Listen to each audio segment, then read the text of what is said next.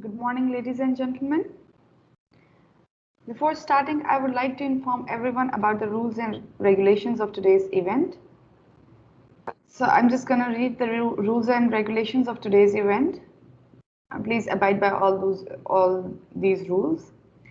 The Microsoft Teams meeting will open 10 minutes before the session starts. We would like to advise you to kindly observe and follow by joining 10 minutes early to avoid difficulties when joining at last minute. We highly appreciate your kind attention to this matter in order to ensure the smooth flow of the workshop. Once you are in the meeting space, your video and audio will be muted by the host. This is to allow the speaker to have center stage while also minimizing distraction from audio feedback. Your cooperation is highly appreciated.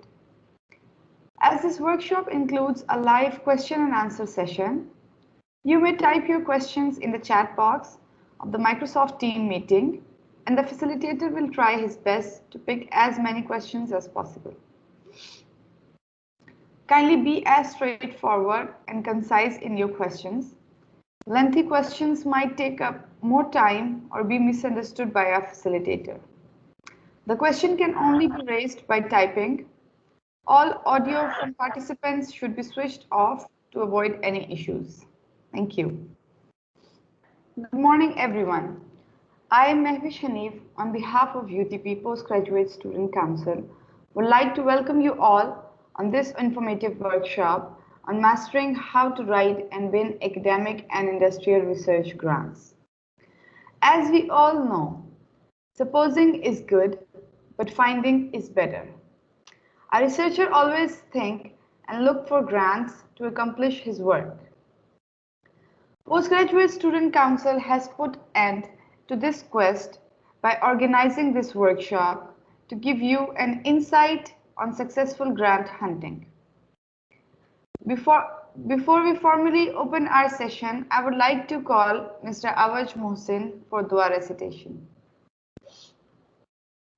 Thank you. Assalamu alaikum wa rahmatullahi wa barakatuh. Can you hear me, Ms. Mahosh? Yeah, you are audible. Okay, thank you. Bismillah ar-Rahman ar-Rahim. Alhamdulillahi Rabbil Alameen wa salatu wa salam ala Sayyidina Muhammadin wa ala alihi wa ashabihi ajma'in. سبحانك لا علم لنا إلا ما علمتنا إنك أنت العليم الحكيم ربي اشرح لي صدري ويسر لي أمري واحلل عقدة من لساني يفقه قولي اللهم علمنا ما جهلنا وذكرنا ما نسينا وانفعنا بما علمتنا وزدنا علما وافتح علينا بركات من السماء والأرض إنك أنت السميع العليم. We gather today to express gratitude upon your greatest gifts towards us. In conjunction with this event, Ya Allah, we ask for your help and guidance. Ya Allah, kindly give us strength and courage to face the struggle to find and gain knowledge. Kindly bestow blessing, physical and spiritual health, fitness of mind, peace of mind, and strength of spirit. Ya Allah, give strength to our lecturers, trainers, teachers, and our leaders to continue to serve for people, society, nation, and religion. Ameen Ya Rabbil Alameen. Thank you. Ameen. Thank you. Before giving floor to our distinguished guest, I would like to give brief introduction of our speaker. Dr. Associate Professor Abdul Rahim Osman.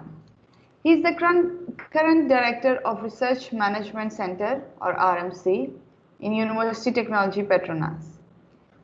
He is a grant evaluator at university and national level for internal, national and international grants.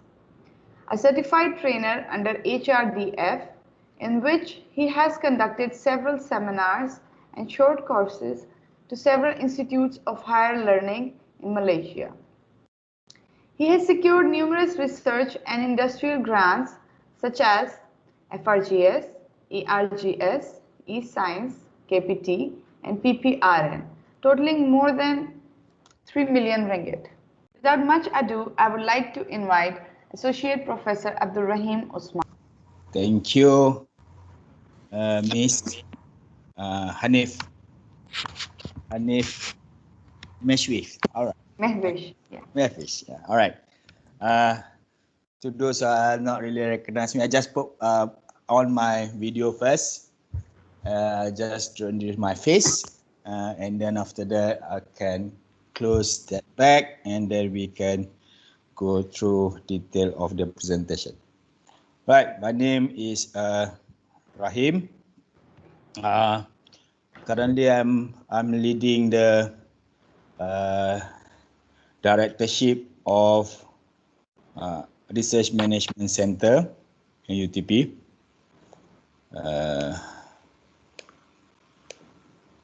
Right, a few working here and there, but in general, I was in USM for 8 years after my PhD in UK, and then I joined UTP in 2015.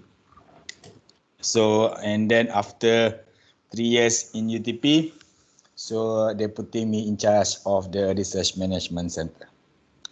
Right, I will close my video and then focus on the presentation. All right, before we start, just a quick one. I just need, you can answer through the chat, or you can on your mic and then talk to me. Just wondering, have your supervisor asked you to write any research grant? Of course, sir. Every supervisor asks for it. Really? They are not supposed to ask the student to write the research proposal. Research grant proposal. Of course, research proposal is yours, research proposal of your study. But supervisors supposedly not to ask the student to prepare research grant proposal. They have to prepare on their own. Of course, you can give all the input, but they have to prepare, not you. That's why I'm wondering why, since last year, you all invited me to talk about this. But it's okay. I will let your supervisor know this Monday. I'll be talking on this on FRGS and PRGS to the academician, to the academic staff. I will let them know. They are not supposed to ask you to write the proposal for them. Right. Anyhow,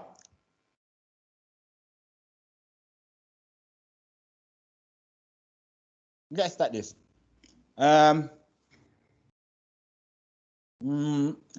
to write and win academic and industrial research grant. Okay, I have several. There are several types of the research and technology development project or funding available. We have, exploratory proof of concept at lower TRL. TRL stands for the technology readiness level. It's reflecting the maturity of the technology itself. All right. In UTP, basically, we have two rulers. So one is general, global use like this, and another one sometimes we use Petronas ruler. Petronas ruler a little bit different. They are up until TRL 7. What I presented here is basically based on the NASA ruler, so it's globally used. So we have TRL 1 until TRL 9. Along the way, if you're funding available, usually funding we're looking at on the TRL. So, for example, exploratory proof of concept things, you want to explore a new works just to get some feasibility study first. So that is usually TRL 1. That usually lower quantum of the funding. You're talking about maybe around 50k or maybe less than 100k. So that's usually the quantum. And then we have fundamental research grant. Fundamental research grant looking on the TRL maybe up to 3 or sometimes go to 4. So that is the fundamental. Example of the fundamental research grant. We have FRGS, YUTP, FRG. So that's part of the fundamental research grant. And then we have prototype, Let's go up to TRL 5. Right, so basically you are delivering the feasible or workable or functional, fully functional prototype with some IP or copyright file for that. That's among the deliverable or output expected for the prototype research grant. So we have PRGS, we have several other in MOSTI as well, and then in our own university.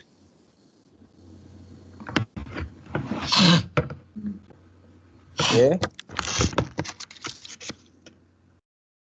And then we have higher TRL, more matured. So we have pre-com. Usually this one is no longer in Malaysian context, is no longer under Ministry of Higher Education. So it goes to the Ministry of Science and Technology and Innovation, mostly. So we have pre-com grant, and then contract research, consultancy project. Contract research usually goes to mostly or big industry, Petronas, maybe TMB. So that's go on the contract research and consultancy project. My current works are now focusing more on the contract research and consultancy. I do have few, but not much on the fundamental research grant. Last year been awarded FRGS in November, so I got one for the fundamental just for the creating a new knowledge, a new findings. But most of the works now is under contract research and consultancy with Petronas. So that's it. Okay, just would like to know, are you writing for the FRGS, PRGS? Because now is the cycle time.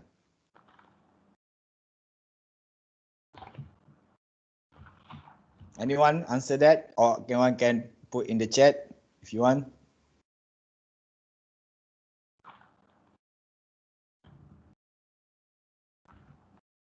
Why can't we not a full proposal? Okay, why can't we write proposal for grant? Okay, I'll answer that question first. You can learn how to write the proposal, no problem. That's why I have no issue accepting this invitation to give it talk to you. But then the accountability of writing or submitting the grant is under academician. That is their main role. Your main role is basically focusing on your research. You can learn, no problem about that. That's why I'm here. I never say no when I've been invited from you guys. But is more towards the accountability of that is on the academician. All right. Yes, FRGS, YUTP. Okay, I'll focus more on that, and perhaps we can give a more some overview on the prototype grant. I have prepared this for Monday as well with the top academic staff. Yesterday, I've been invited by the RB Highcom University to give the similar things. I'll focus more on the FRGS, and maybe, I mean, in comparison with the FRGS dengan YUTP, FRIGS is more competitive in YUTP. If you are mastering on how to write FRGS, definitely you can do better in YUTP. No issue. Right? YUTP is easier. The more competitive of the fundamental grant in Malaysia is FRGS. So let's focus on the most difficult proposal to prepare, which is FRGS, and then I can go through some of the example of the YUTP proposal from my own proposal, and then we go some on the prototype. I focus on the case study on the PRGS. Is that okay with you?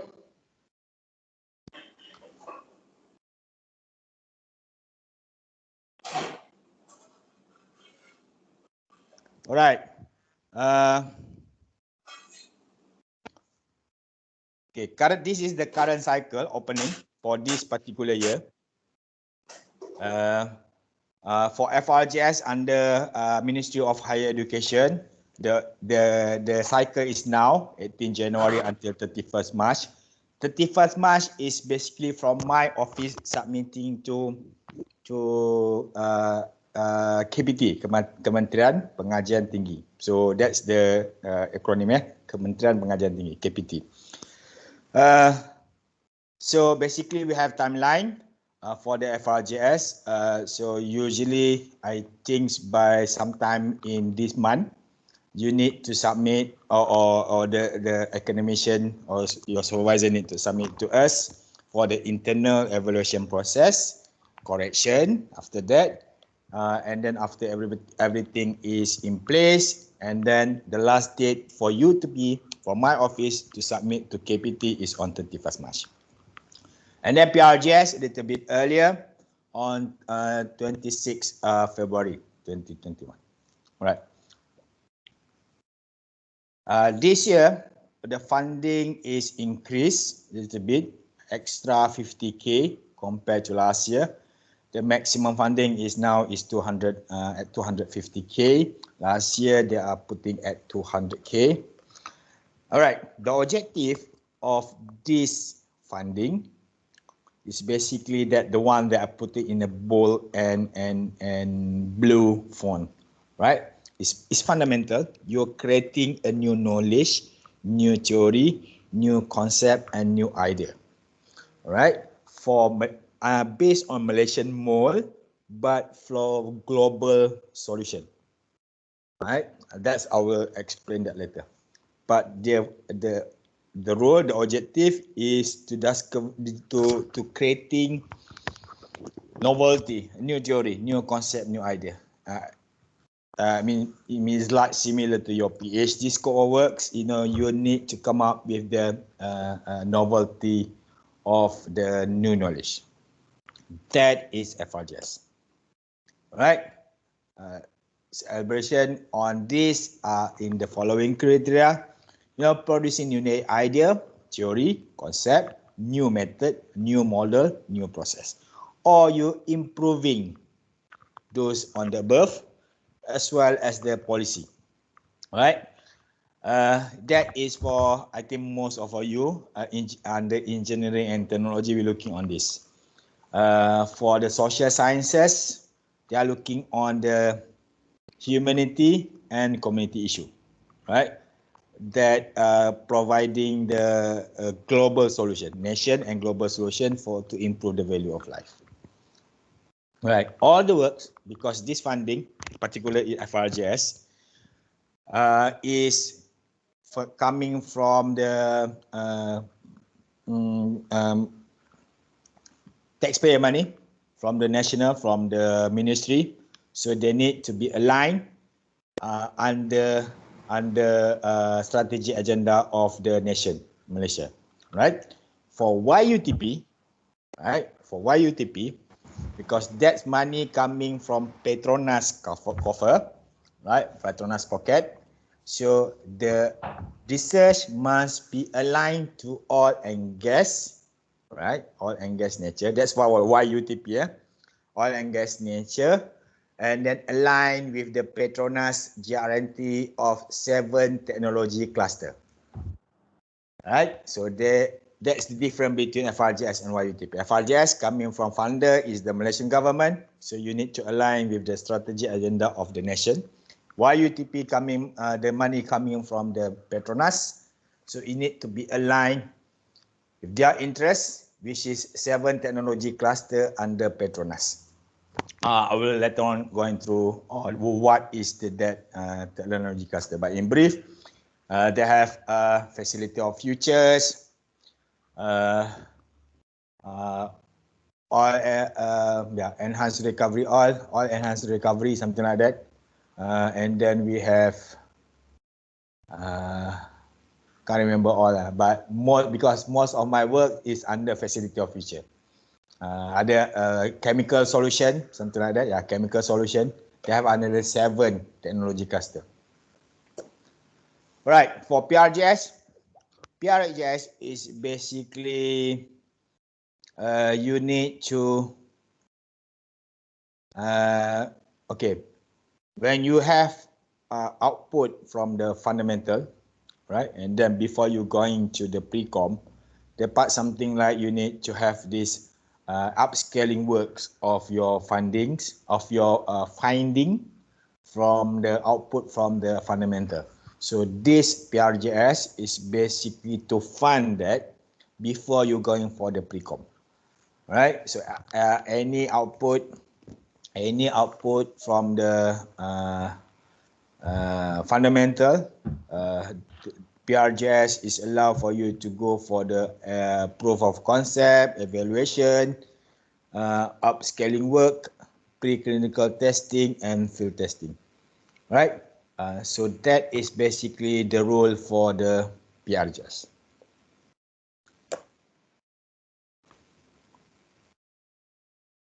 This is not relevant. This is mostly for PI. Unfortunately, students are not eligible to be the main researcher. Student can be a part of the member, but not a main researcher. That's why my question. Why your supervisor asked you to write? So this is the eligibility to apply. So only academic staff to be applied, but you'll be part of the team as a GRA, graduate research assistant. Good news for you. This year, for this particular cycle, or maybe not good news, maybe good news for the others incoming student. GRA for this particular FRGS now at 2,500 per month. They increased this year. Okay. Again, it's not applicable to you. Right, the closing date is 31st March. Oh, okay, this is duration. Okay. All right, just to get you overview what is the process flow. So mostly for the FRGS.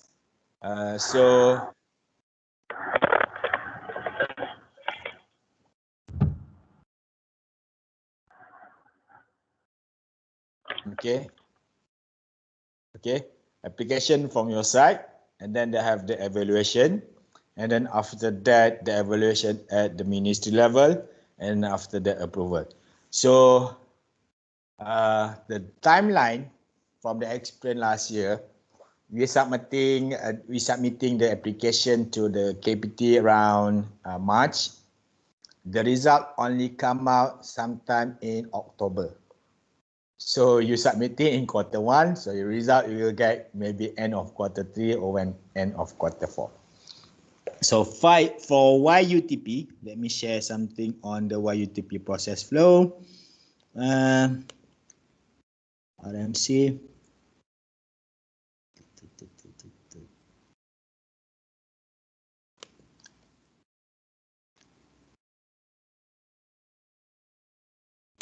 Just a quick one. If YUTP, the cycle, you'll see this. This is the new cycle coming in this year. So you have the application process. They will go to the internal screening, research institute. We have this institute grant review committee, and then we have STA, scientific technical authority from the GRNT, as well as the what we call the group technical authority GTA from PDNT. So that is consists of the member to looking at whether the proposal will be aligned to the Petronas niche and requirement. We have external evaluation process. The DVCR and myself will sit down together and consolidate for the shortlisted, and then we probably presented to the PRFBOT. So this is basically the process flow for the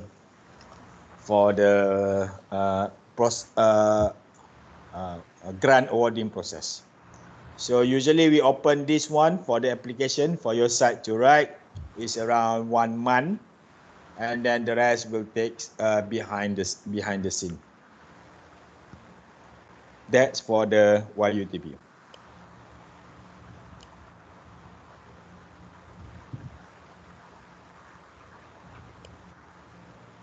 Right. It's a quick one. Why I need to write a good research proposal? Of course, the main intention is to obtain the fundings, right? You need to get the funding, and then after that is part of the project management and research planning, and then you have part of the contract agreement, whatever that the deliverable need to be promise is part of your promise in terms of the deliverable and output. And then you have these resources also is part of the research planning. The most important thing is your the first three. Yeah, you getting the funding as part of your research planning and management for you to identify the resources, the activities, and your later on will be used as a monitoring in terms of the Gantt chart, flow chart, whatnot. And then the most important thing is that under contractual obligation is a part of your promise to deliver. So whatever your promise to deliver will be included in the research proposal.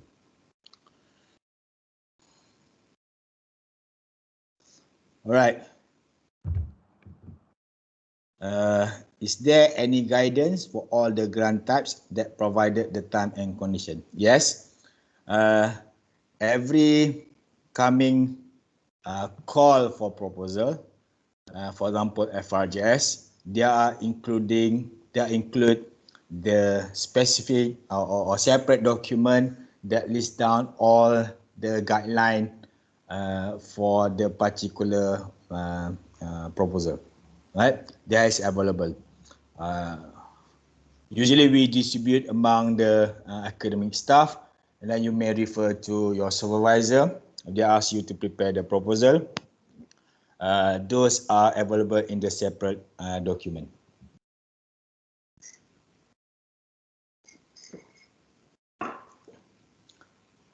Several other academicians also joined this. Just to let you know, the same presentation on but focusing more on the FRGS and PRGS ruler will be held on Monday morning. So that will be focusing more into the academic staff on the preparing for the FRGS and PRGS. Some of the new ruler or guideline coming in for this year cycle. For this session of the students more on the generic on how you preparing the good proposal, but I will put the case study on the FRGS and PRGS for their understanding. Right? So let's move on to the next one. Okay.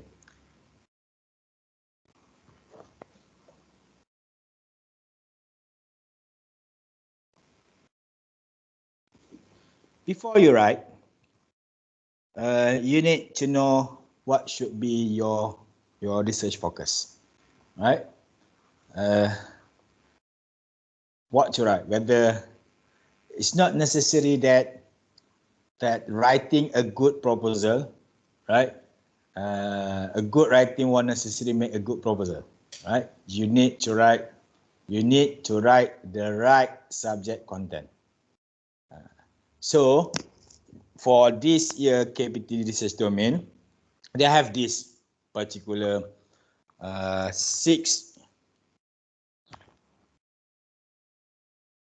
seven domain on the research funding. This particular year, right, we have pure and applied sciences, technology engineering, social sciences, ICT, clinical and health sciences, arts and applied arts, as well as the natural cultural heritage. most of the application is under, nationwide. So they are focusing more on the technology engineering, right? This is the most. Kalau if you are saying example on the FRGS alone, every year we have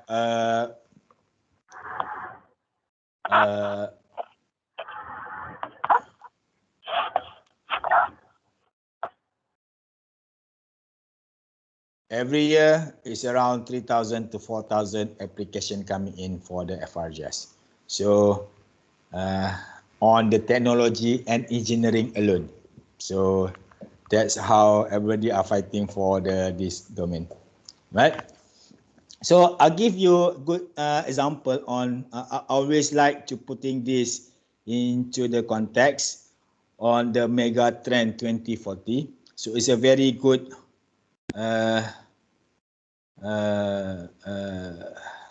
framework, I must say, to looking on that, how to align your research proposal to the requirement of the global, or what we call global needs.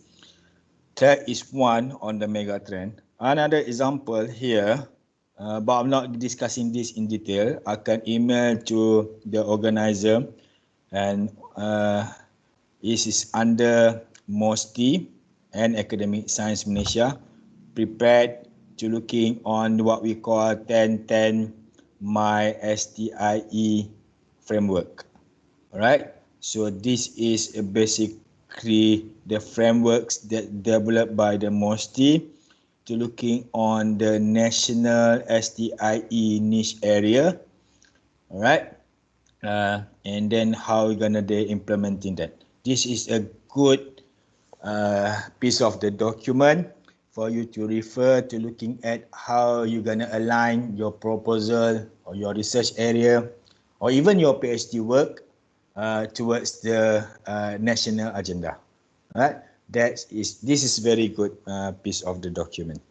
I'm not gonna discuss this today in detail, but I will pass this to the your rep, and then for you to be distributed, for the document to be distributed. Right.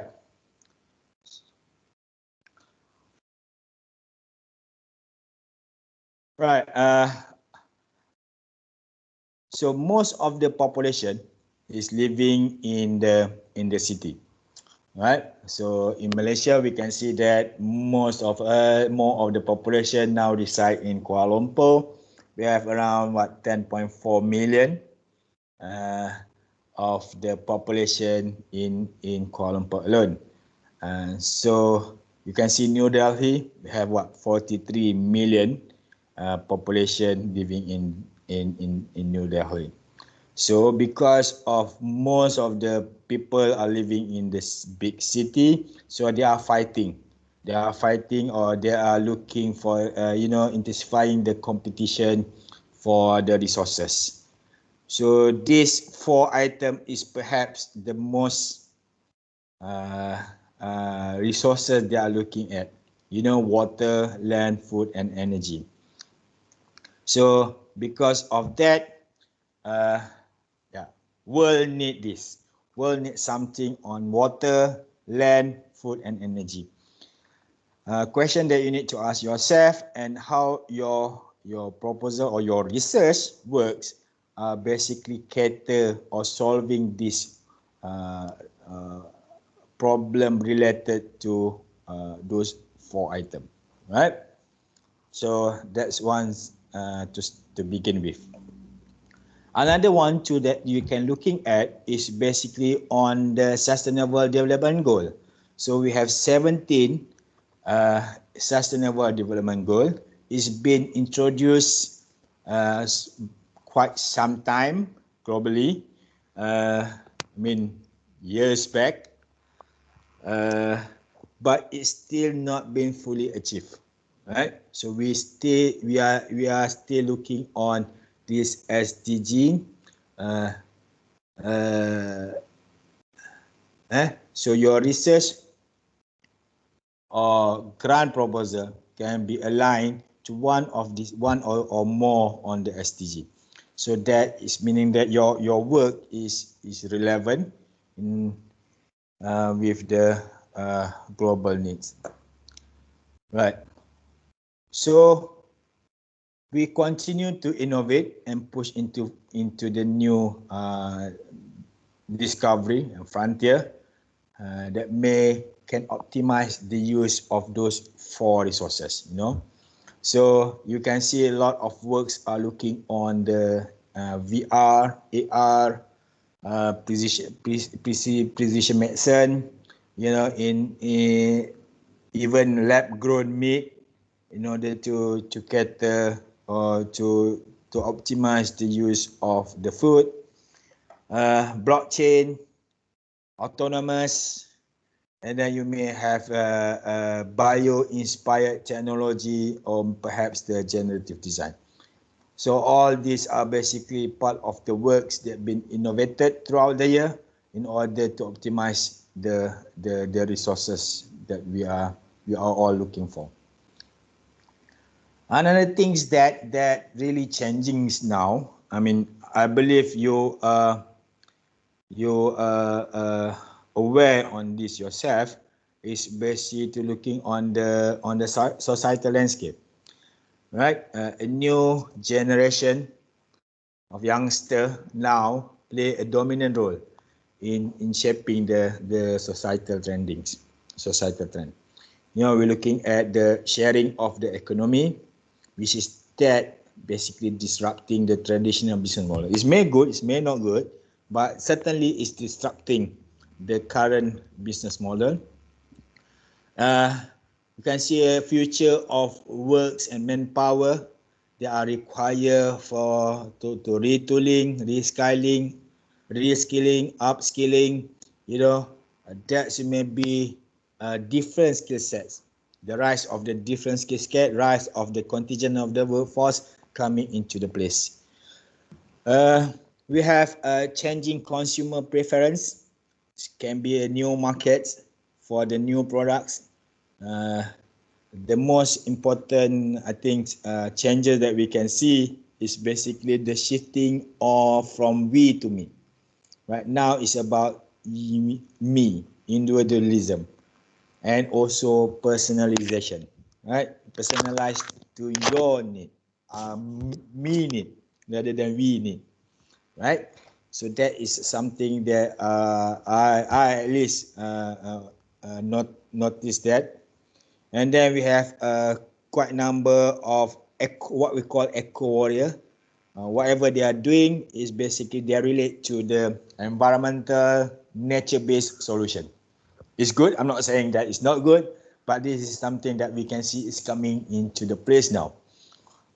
All these societal trends is also enabled by the discovery or the new solution from the technology and innovation, right? This is some of the example. You can see now. Now it's more about, because of the digital platform and the technology solution that play a big role in terms of shaping a new society, right? A new societal trends.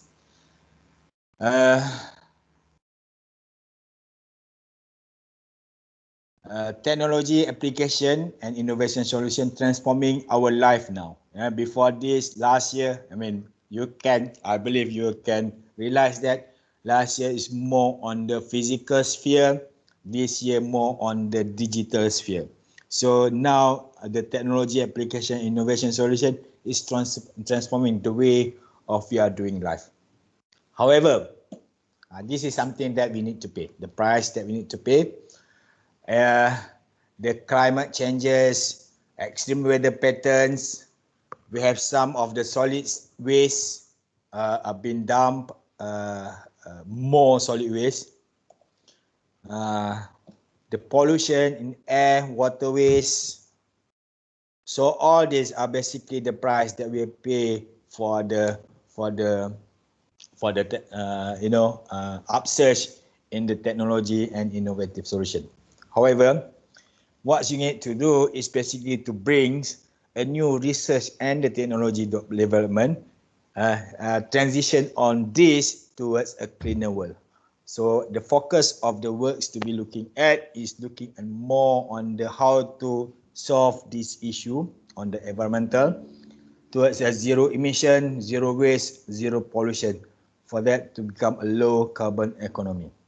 I'll give you some example here. This is the research that maybe can bring a new dimension to the world. It's a chemical recycling that can reduce waste into building block of the new material. Do what I call circular economy. From the products itself, always recycle into the monomer and polymer. That's something that you need to can be looking at. To trigger the material innovation from the waste, right? Some of the example here. For depolymerization, super polymer, bio-based polymer, and base feedstock material. So this is something that can be looking at to develop the new material innovation. Another area to looking at is on the meta material. Meta material defined as a lightweight and ultra strength. That is something that can be done looking at in order for the particular method to be used for the engineering and technology solution. For example, self-driving concept power and can go to the smart antenna radar or cellular communication. Research and energy, how you gonna harness and reuse the losses in energy resources that can be reused for the energy generation. This can be putting into context on the further protecting our environment. Perhaps into the autonomous and greener. So autonomous is quite a norm now, but how to make that greener? That's something need to be looking at. In manufacturing, additive manufacturing, generative design could be deployed across the industry and society to help optimize the resources. Smart agricultural, it can improve productivity and efficiency use of the resources. We're looking at several examples here. We have agricultural drones, vertical farming, autonomous tractor, climate smart agriculture, and precision agriculture. This is something that the focus area the area that can be looking in the research in the smart agriculture. So one day this is maybe what the world will be look like. Something like we still have the chemical recycling plant, the chemical plant, but looking on the recycling business. We have autonomous green ship, vertical greenhouse, artificial forest, tower made of the CO2 hardened sand bricks, smart farm, metamaterial based radar, and green transport. This is something maybe, right? So what you can see a big jump from last year and this year.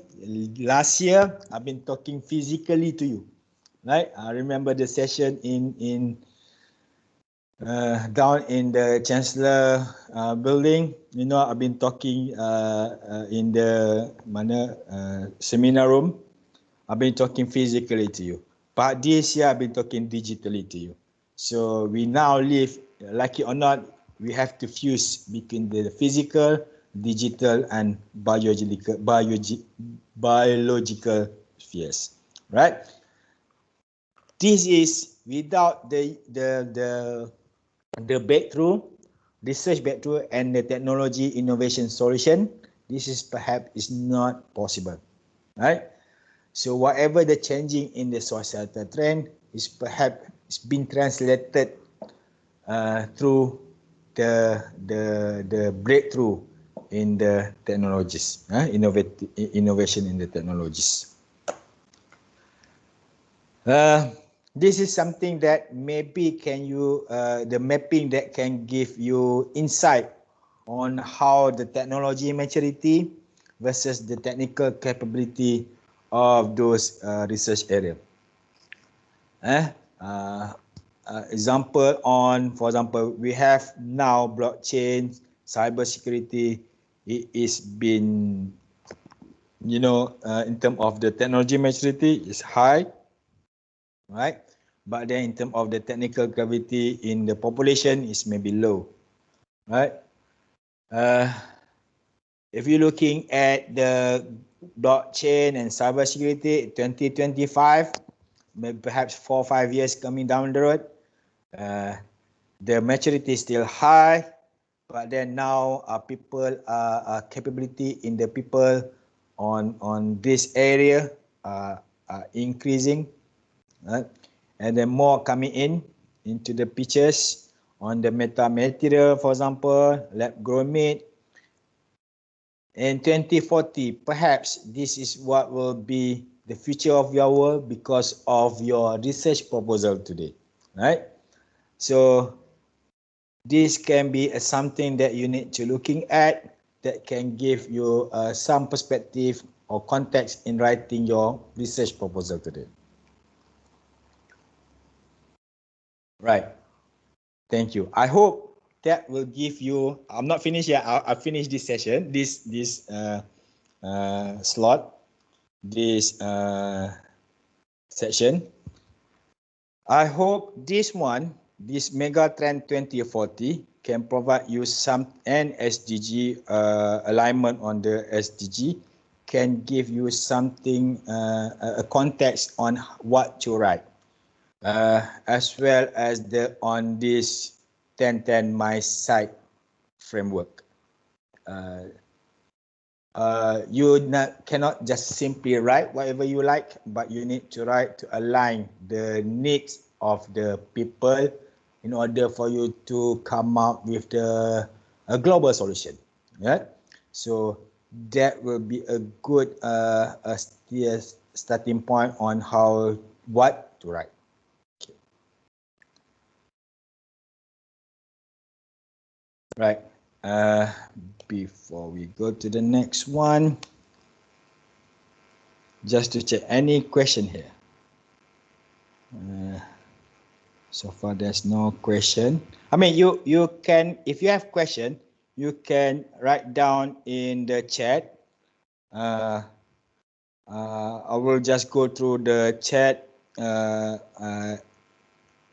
chat notes or whatever message that you have in there, and then I can answer that straight away. Right?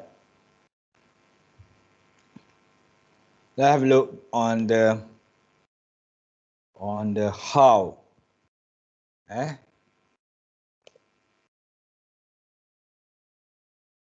Sorry, I'll get the PowerPoint up.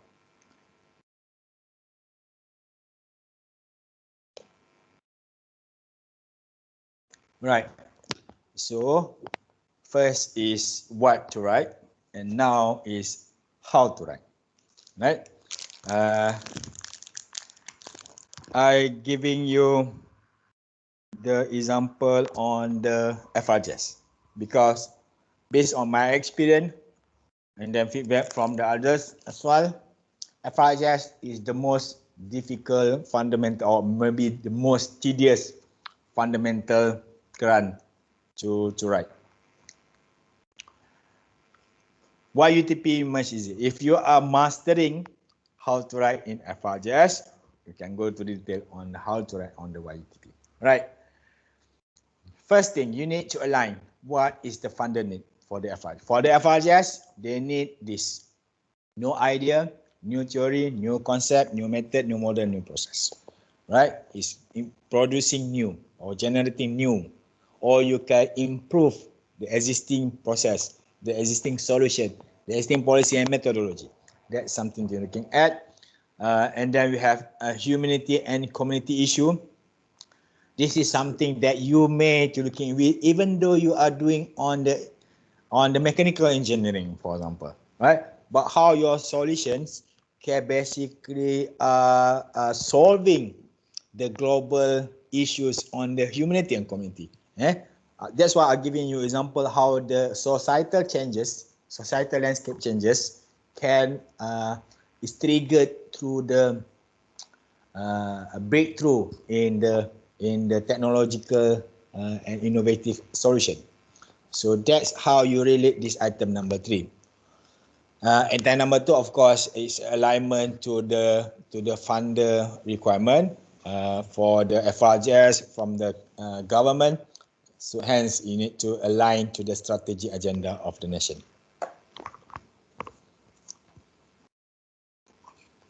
Okay, so basically, forget about that 5-10%.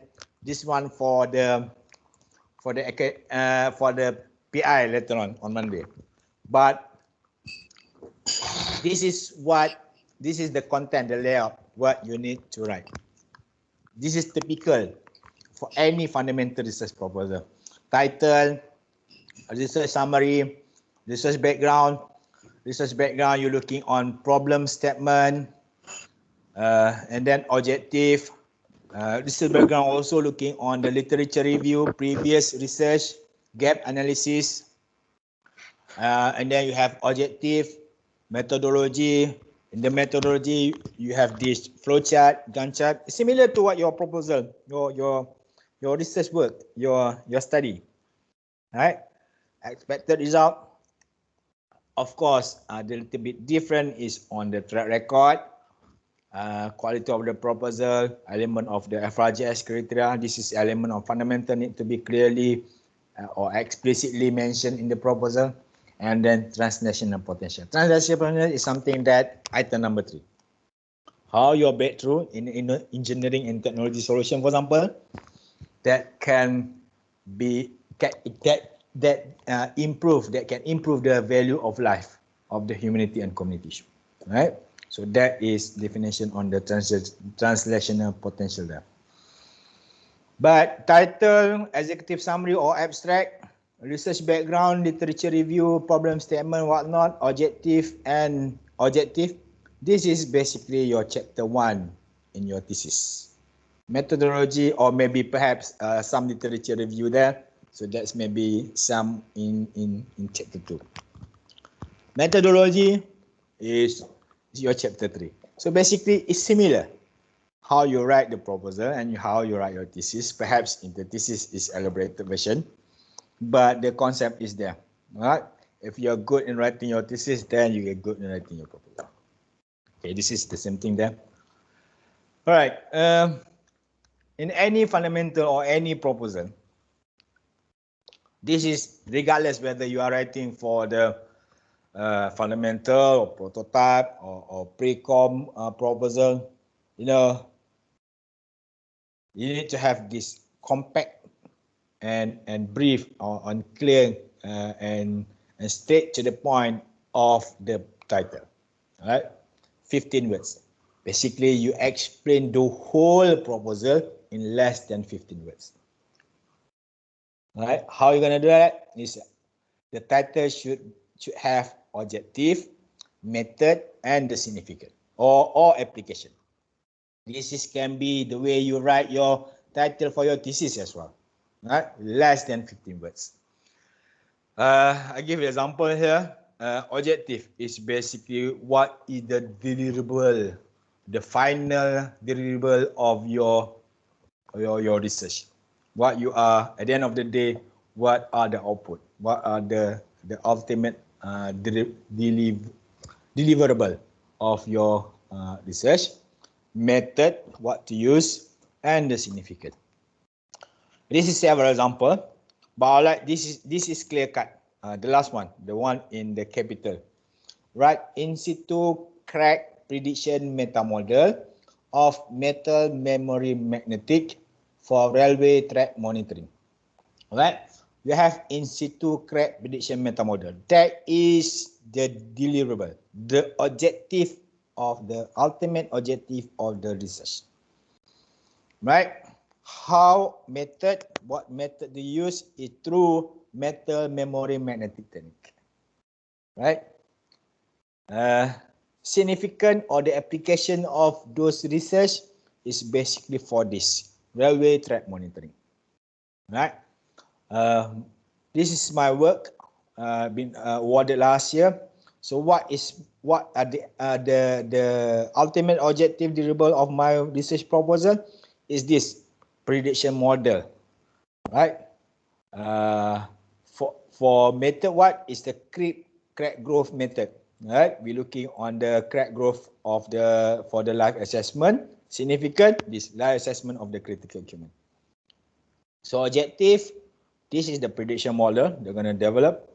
Method, we're looking on the crack growth, and the significant is life assessment of the critical equipment. So in less than 15 words, you can explain what are the objective, your method, and the application or significance of your research.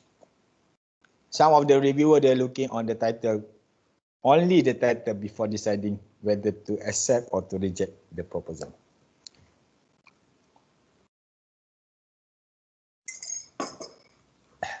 This is executive summary, equivalent to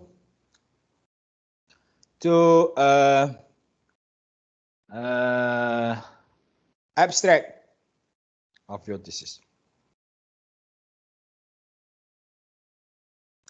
Right? So how you write this in less than 300 words?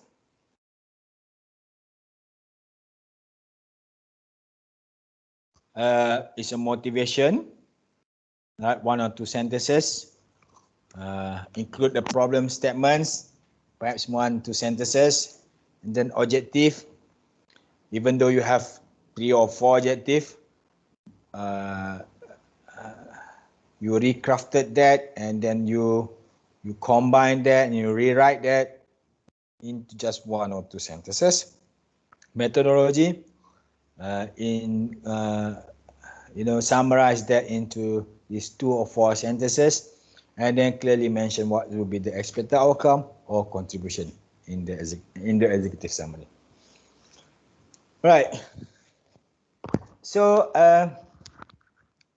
the motivation or the background, right?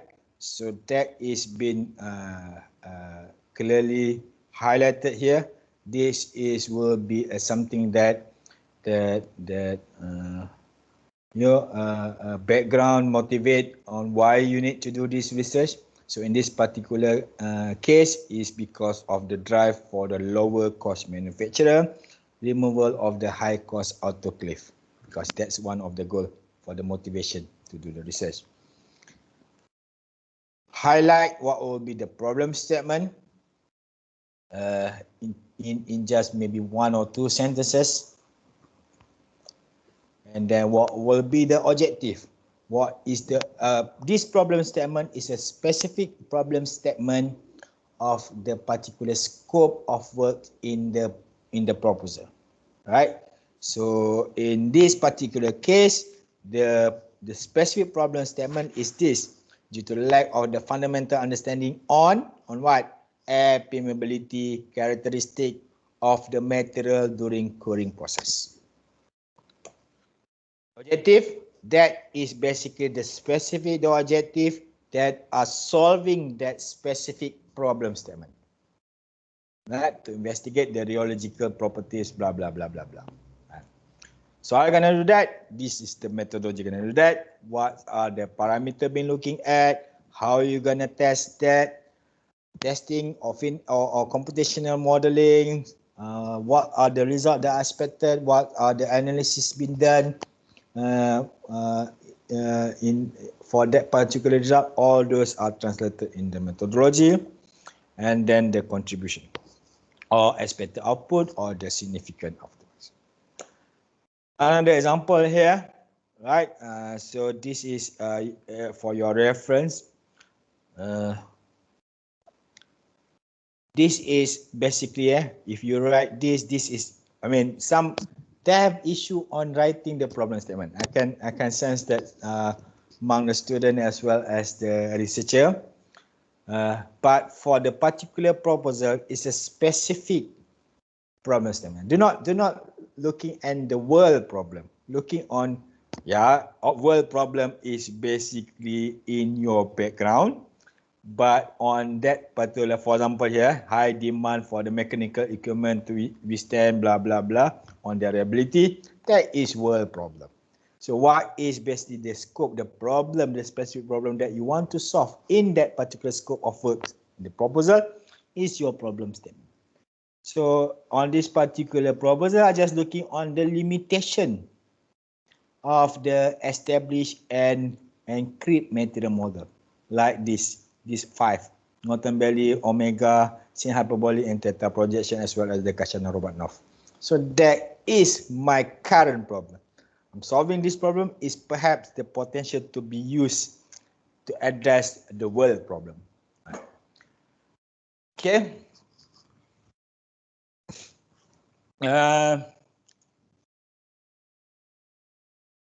We have this research background. So research background is basically to introduce your research work, your research area. It's cover the some of literature review, some of the findings or gap analysis from the previous studies, problem statement, research question, hypothesis, and perhaps the references. Right? Okay, this is mostly related to the requirement of the Frgs. Right. As I mentioned just now, it's not your world problem. It's basically your problem for that particular scope of your research. It's a clear and focused problem statement. Yeah, you can put it into the point format in the proposal. It's not on your thesis, but in your proposal, you can clearly indicate how many problem statement do you want to solve within the duration of the research. Right? This is particular example. We have 3 main problem statement. So that 3 main problem statement, we are tend to solve that within the period of the research duration. I'm not gonna go reading detail on this because this is my research problem statement. It's been already complete. The work has already been completed, but you can see the specific problem. It's not the generic problem. It's a specific. That need to be included. Be specific. Another example here. Is be specific into looking on the developing or limitation of the established and current material model that available, right? So what are the specific problem on, for example, MPC Omega model? What is the specific problem on the Northern Belly problem? Right? What is the specific problem on theta projection, for example? It's a specific problem.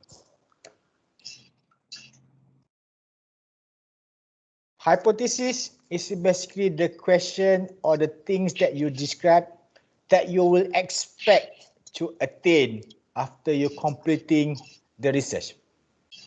Right. I always putting that into a structured way. If you have 3, for example, a problem statement, so that will be 3 expected hypotheses for each of your problem. Meaning that this is what will be your expected to complete, to achieve, to solve on that particular problem statement. So it's been, I always put, there's no golden rule for that, but always putting that clear and you know, you jive that with the problem statement. So you have 3 problem statement, you have 3 hypotheses. Another example, there's three hypotheses as well. You ask me what is the good number, it's between 3 to 5.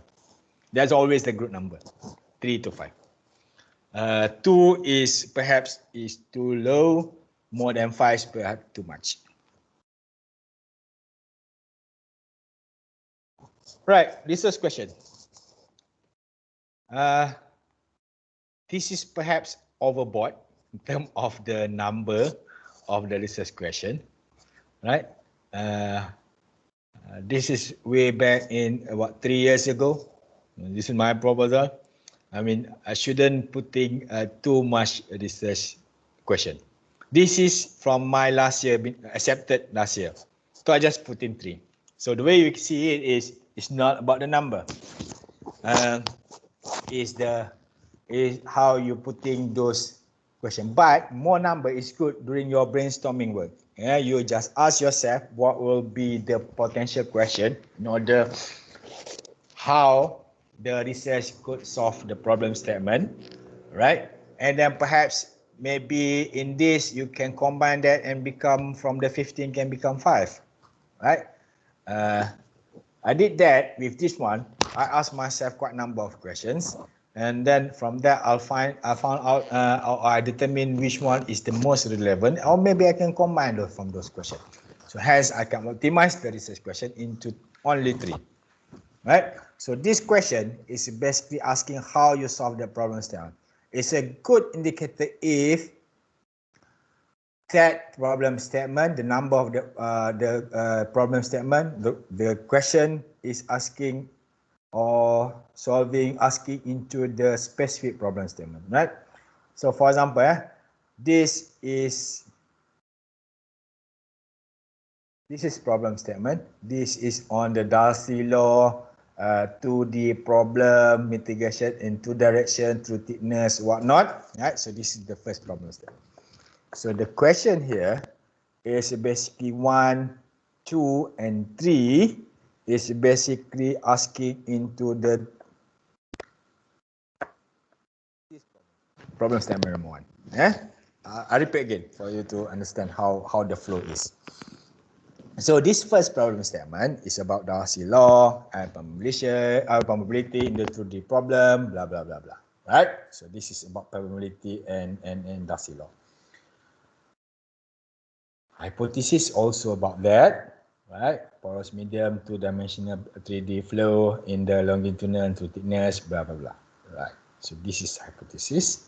Same thing, you relate into that problem statement. And then the research question also, if you look at question number 1, question number 2, question number 3, and perhaps question number 4 as well. This, number 4. So this is basically related to those problem statement number 1 and also the hypothesis number 1, right? So perhaps this is I'm telling myself as well. So 1, 2, 3, and 4 can be combined into maybe one big question or one big main question. So this is my bad as well. It's not really that optimized, but this is the brainstorming that I did myself, and I'm asking myself how this question can solving this problem statement. This is better one. This is better version of my version, my version. So is optimize that into only 3 main research question. On the literature review, right? It's about highlighting the previous research in the subject area in order for you to introduce, give overview of what is the proposal is all about. What's the relevant or the most relevant works has been conducted before, or the most recent one, and then also what will be the gap between the previous research as well as your intended proposed research, right? Okay. I will go detail this in maybe in the few example, but I'm not going to discuss about my literature review, right? This is about the general concept. This is can be some example of the how you write the literature review. But at the end of the day, what is the most important thing is basically you try to obtain the gap analysis. Gap analysis of the literature. What will be the current, what will be the previously done output of the research that perhaps still need some further work. So that will be your proposed research scope. Right, so the gap analysis is good if at the very last paragraph of your literature review can be specifically determined that will be, this is my intention at the end of the day to solve this issue. Right, so this gap analysis also can be the basis of your problem statement. Right, my good practice is basically I putting this one last paragraph at the end of the literature review. I mean, in your thesis, I believe some of the supervisors also need one final subsection in the chapter 2 to putting as a gap analysis or literature review findings, sometimes they call it, right? So that you recap what will be the gap analysis proposed versus the previous or current literatures. Okay. As I said, I may be not into your area, but most of the reviewer, sometimes they just read your literature review, just read without understanding. I mean, just reading. They're looking on whether what's the reviewer looking at. They're looking at whether your writing of the literature review jive or link or correlate with the keywords that you mentioned in your proposal in your title, and then as well as the references. If the fundamental nature of the grant is always reflecting the recent references, right? Usually we're looking number between last 5 to 6 years, 7 years, something like that. So to indicate that this is still developing work, not already established, not already completed, but still people are still looking on this, and still number of people are solving this dual, right? So putting a more recent references in your literature review, that is somehow one of the indicator to indicate that this is still works to be done within this scope of work. Kalau what we call irrelevant or bad example of the references, they're putting the textbook references. Right? Textbook references indicating this is already established and matured knowledge.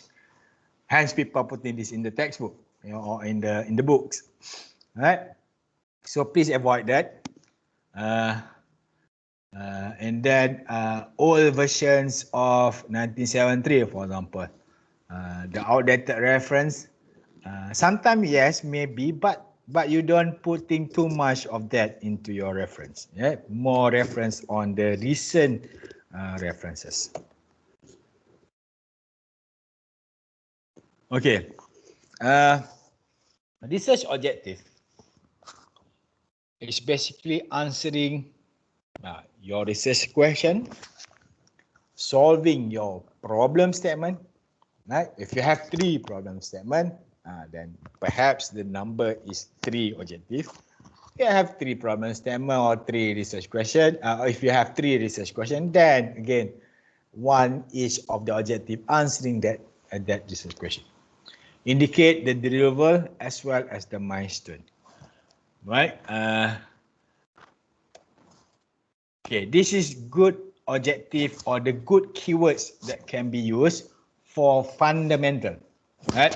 This is among the keywords to formulate, to compute, to characterize, to develop the model, to evaluate.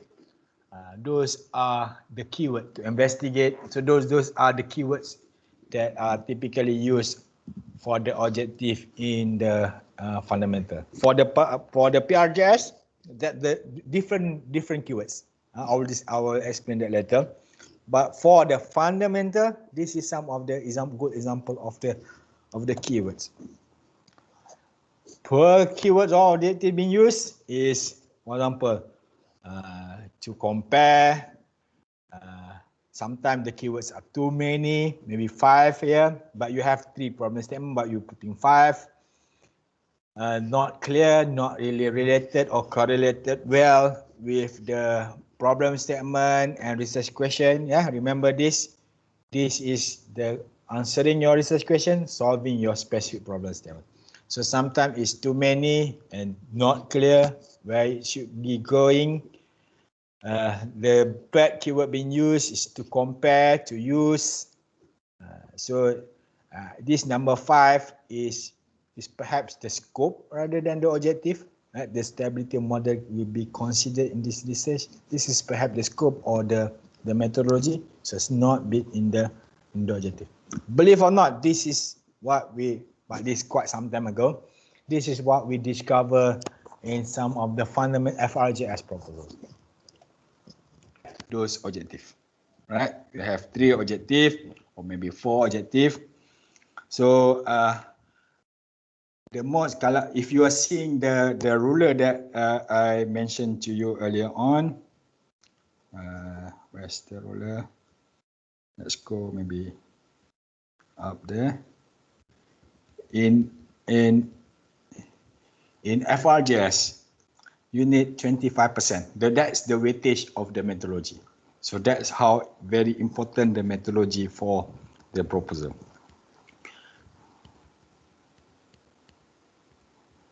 Right. So the methodology should be in detailed description that carry a huge weightage. I usually divide that into several phases. Right. If you have, this is my practice. I always use this practice. If you have 3 objectives or 4 objectives, I always divide that into 4 phases or 3 phases based on those stated objectives. Technical approach is most welcome by the reviewer. They want to see that whether your methodology is concise and clear, and they give some confidence to the reviewer whether the proposal or proposed scope of work is achievable. Of course, flowchart and Gantt chart need to be provided, and then also the milestone and dates.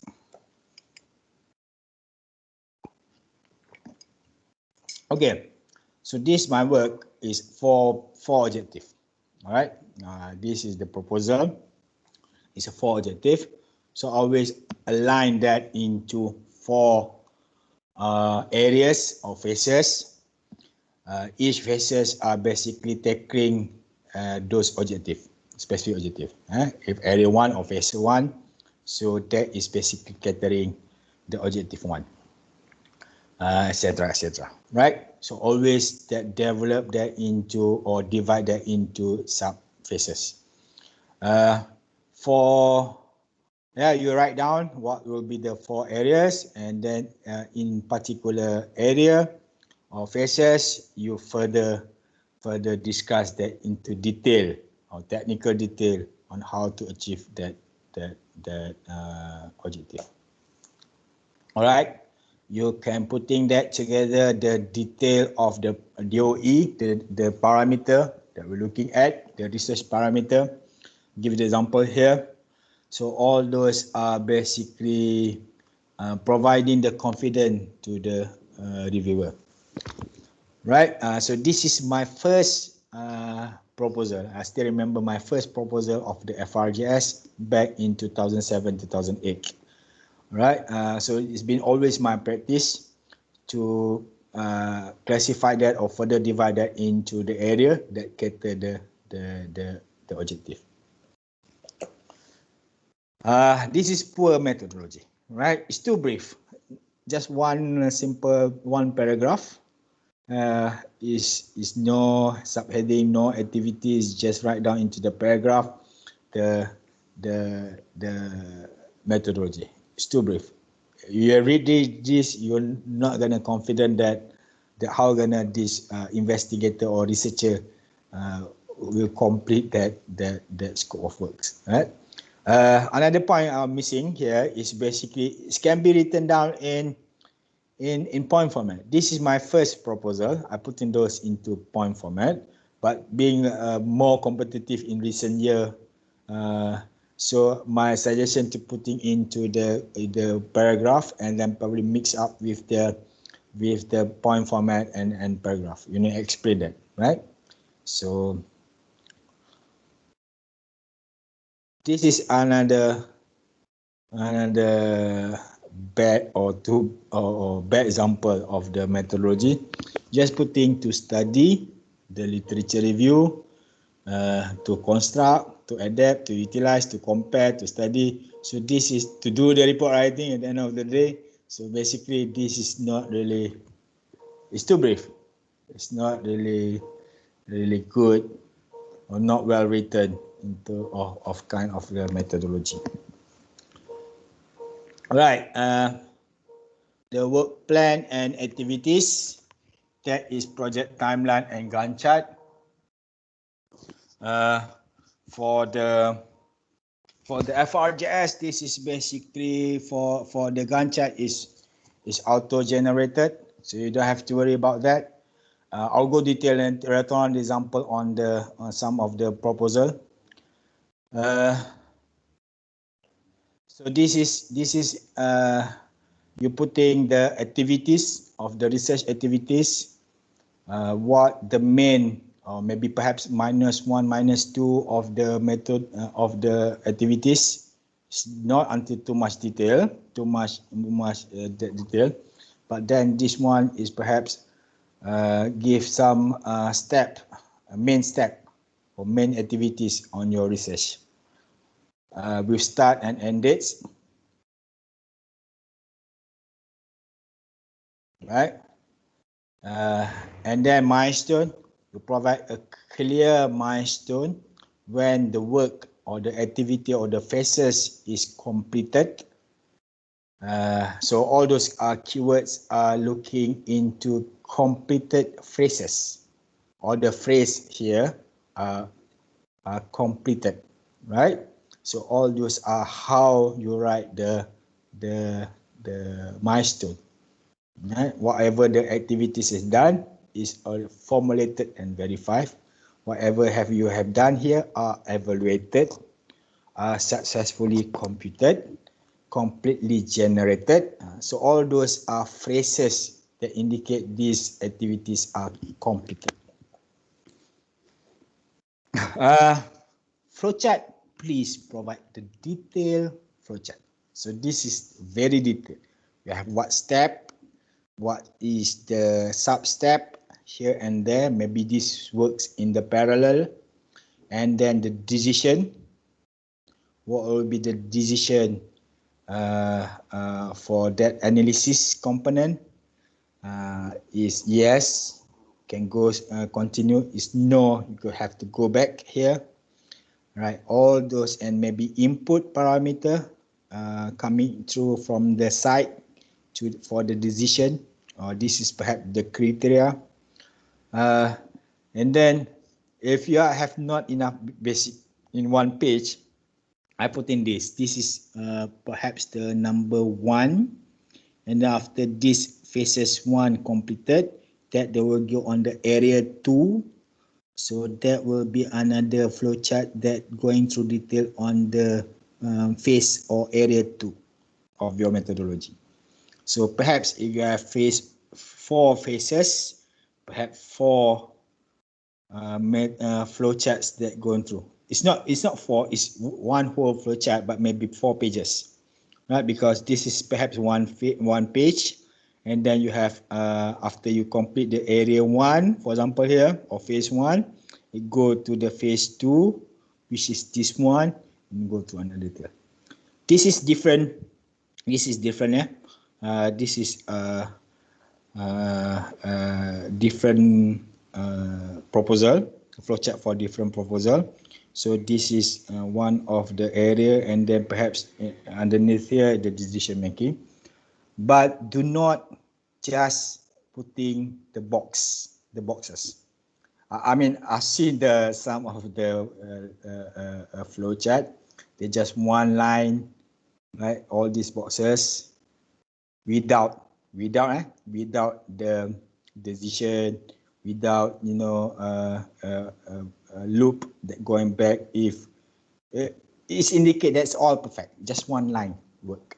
You done this and then continue without any decision, without any loop, back loop to redo the work, things like that. So please indicate the very detail of your flowchart.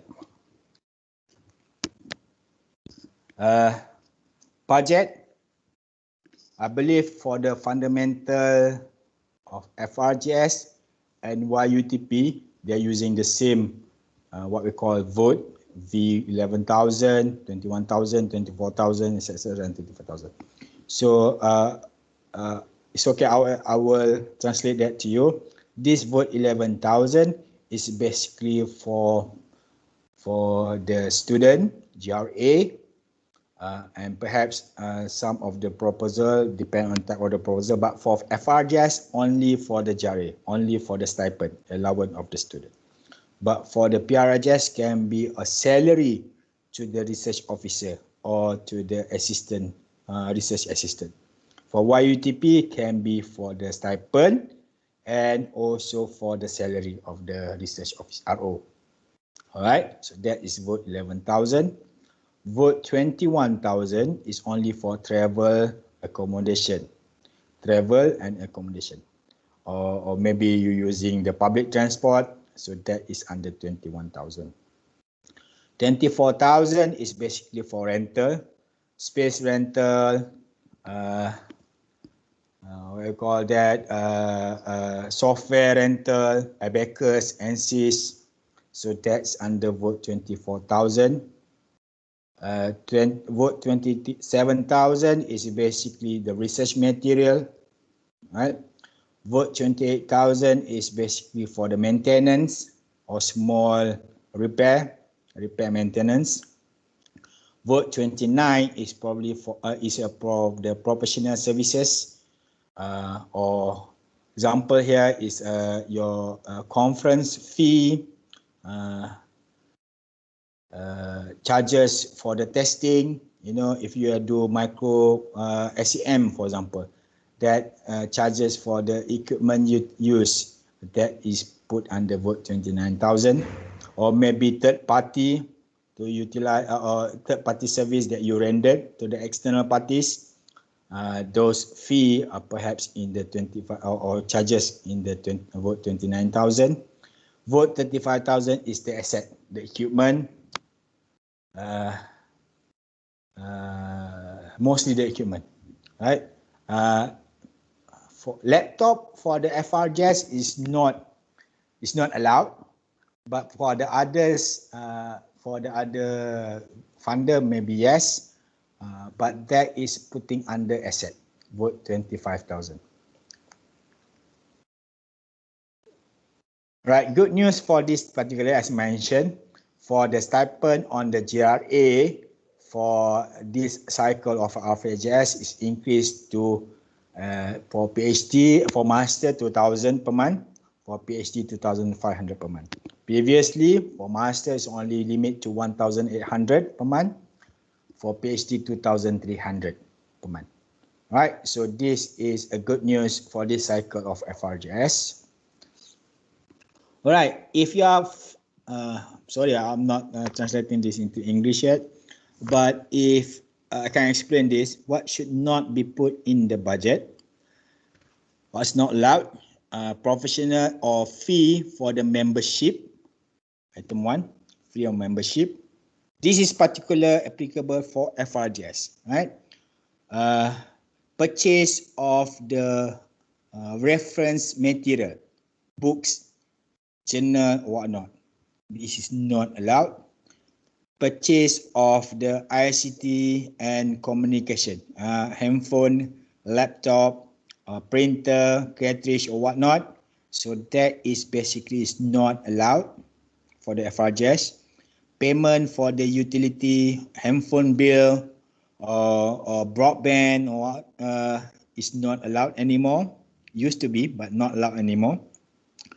This is basically office consumable, uh, papers, chair, workstation table, whatnot.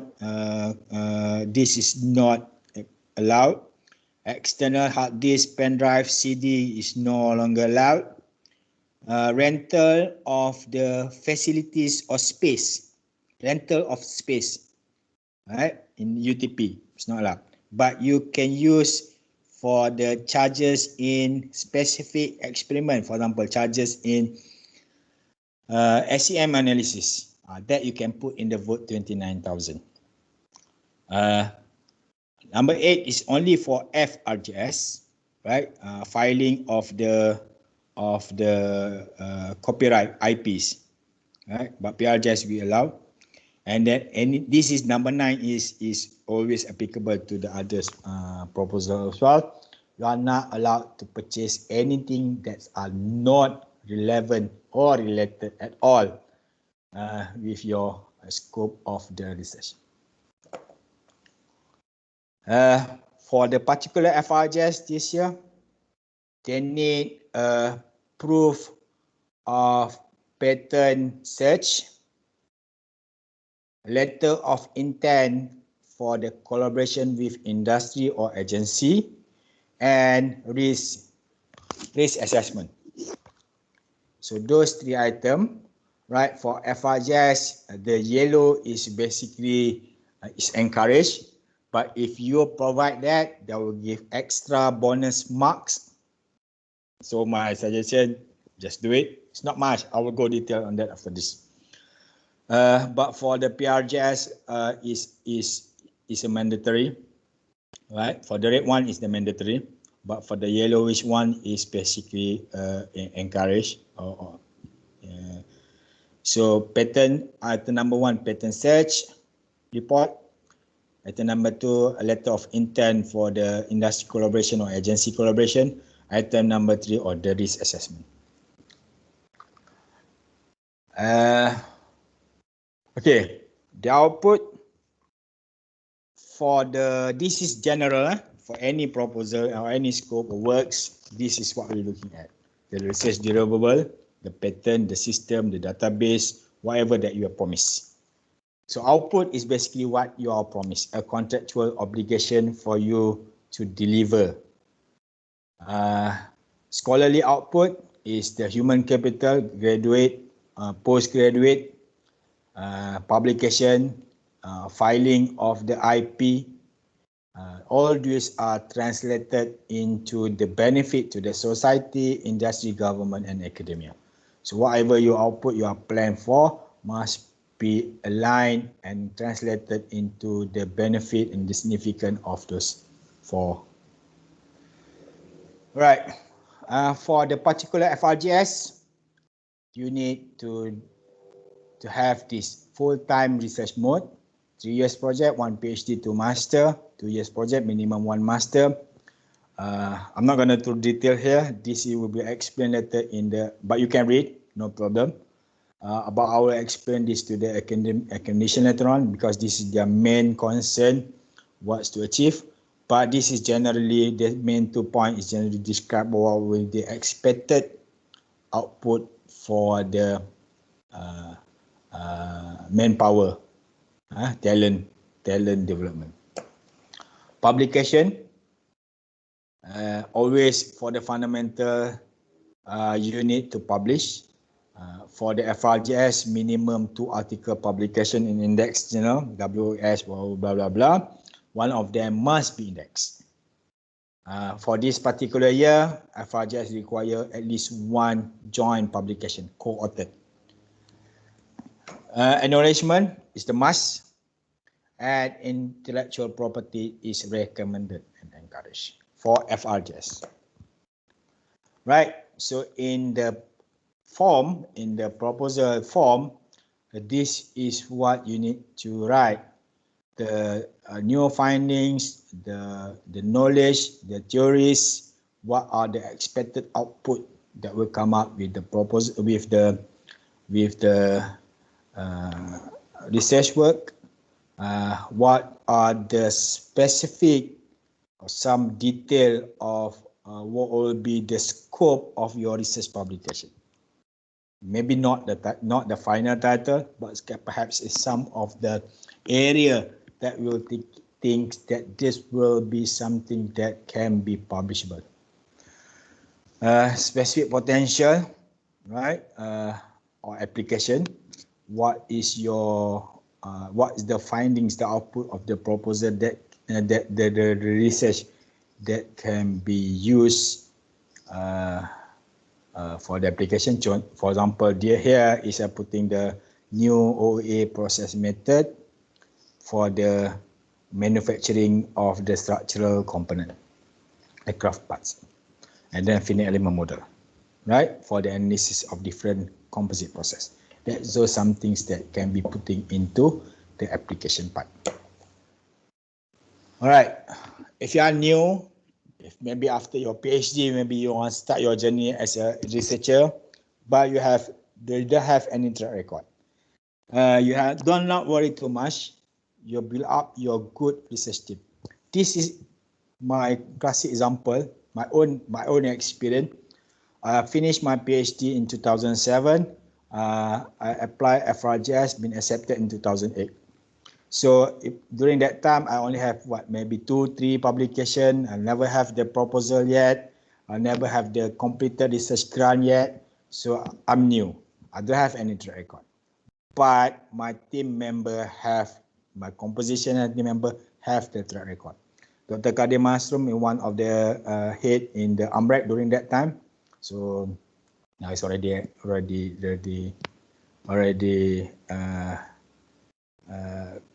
leaving the UMREC. And then Dr.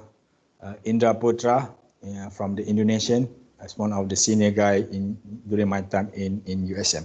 So basically this is the team that's supporting my work, research team. So build out your good research team even though you don't have the track record. Alright. Pattern search. This pattern search can go through this example or website. This is for Frgs. Go to this http://lens.org for the simple or proof of the pattern search. Risk assessment. So only 3 items that you need to look at. So on the term of the technical, time, and financial or budget. Is with the low, medium, and high. I'll give an example later on in the proposal when we will see the detail of the proposal. This is the risk assessment page. Only need to tick whether it's low, medium, and maybe some of the description of that. Okay, this is the marking scheme of the FRGS evaluation for this particular year, 2021. The passing mark is 80, 80, right? It's not 45, not 50, but 80. This shows how competitive is of the FRGS. Your passing mark is 80. High recommended or A minus is basically 85 and above, right? If one of the items are less than 5, is automatic not recommended. So this is perspective from the reviewer point of view, right? You don't see this in my grant desktop, but from the reviewer, they will see this. So you need to achieve every item is more than 60, right? More than 5 skill, right? Then it will be a high chance for the recommended. This is how competitive is of FRGS. YUTP is less competitive. Don't worry about that too much. But FRGS, if you are master in writing the FRGS, then you can master in writing any fundamental research proposal. Right. my own proposal. I don't mind sharing this because it's my own. No issue with the other people. So it's within my control. So this is my proposal for YUTP last year, been awarded in November 2020. And then I'll sharing you also my recent proposal. It's not been awarded yet, but my recent proposal on the YUTP. So you can see what are the elements that are being asking for the each particular proposal. Right. So let's start with the fundamental FRGS. All right. So this is the title.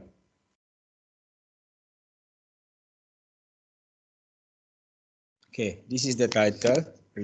So all this application ID, reference code and whatnot, these are the first three items here is automated generated through the system, migrant system. So this is basically coming from the migrant system. Title, this is the my title, prediction model, blah, blah, blah. And then keywords that are describing the title and the whole research proposal. Creep, fracture mechanics, and finite element analysis. All right. All these detail of project leader are basically automatically generated through the system based on the what we call researcher profile module. So basically the PI, the academic and the lecturer, your supervisor need to update the profile researcher module first, been approved by the RMC, and then after that this will be automated generated in the to the form. All right. Research domain, this is very important. This is reflecting the research domain on FRGS. Reflecting the research domain of oh, not this one, sorry. I think two. Hold on. Oh, this one, right? It's reflecting the research domain of the KPT. All right. So under mechanical engineering, myself mechanical engineering is always in the technology and engineering. So if you have from the computer science, most likely is under ICT. You are from the management on humanities. There are several that you can choose from. It's either from social sciences, art and applied arts, or natural and cultural heritage. Myself in the mechanical and manufacturing sub-research domain. So my research domain is under technology and engineering. My research cluster is basically looking on the frontier technology and advanced. This is from the drop-down list in the migrant. So you can choose the most relevant to your sub-research domain. My national priority area, of course, my work is related to oil and gas, and most of the works now are based on with the Petronas. So always looking on the energy security. That is my priority area, national priority area. Allocation of the research, of course, UTP. For FRGS, this is revised. When the first I crafted the proposal, if not mistaken, I'm putting sometime in Q3, September. So when the result is a bit late, the last year, so they announced in October, so they have to ask us to revise this in November. So my advice to you for this particular cycle, if you are writing on behalf of your supervisor, you can put in sometime in the middle of the Q3. Perhaps in July onwards until October or September, that will be the start of your research duration of the works, perhaps 2 years or 3 years. But don't worry too much about this. Once the result come out and the grant awarded, they will always ask you to revise in the system, revise the duration or the start date in the system. Right, other researcher, for FRGS, you need to have must on this next appointed leader. If anything happened to you, anything happened to your supervisor, or anything to the PI, they need to have who will be the next appointed leader. It must coming from the UTP, same institution, must be coming from the same area of expertise. So myself, mechanical, so manufacturing. Another clause is must be Malaysian. If must be Malaysian, right? Regardless the PI Malaysian or non-Malaysian. So the next appointed leader, your next in line must be Malaysian. Right. You can be other members from the other institution, no problem about that. Can be from my case here, can be from UNICEF and UNIKL. Right? It can be anywhere in the world, even from the international, no problem. But this is the must. For the next appointed leader must be Malaysian, must be from the same institution, must be from the same area of expertise. Right, the track record.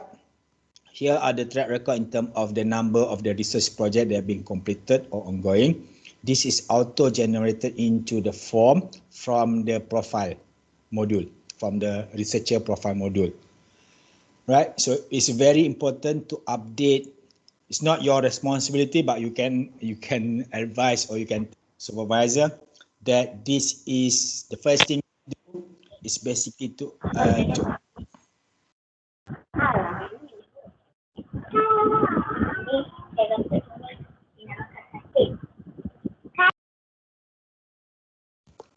okay, iklan. So the first thing to do is basically to advise or to update the research profile module in the migrant system. That will be auto-generated. This one will be auto-generated from the system. Right? And then also with the publication, you update in the profile module, and then you basically can select. If you haven't seen any, I can share you my grant. This is what my grant look like.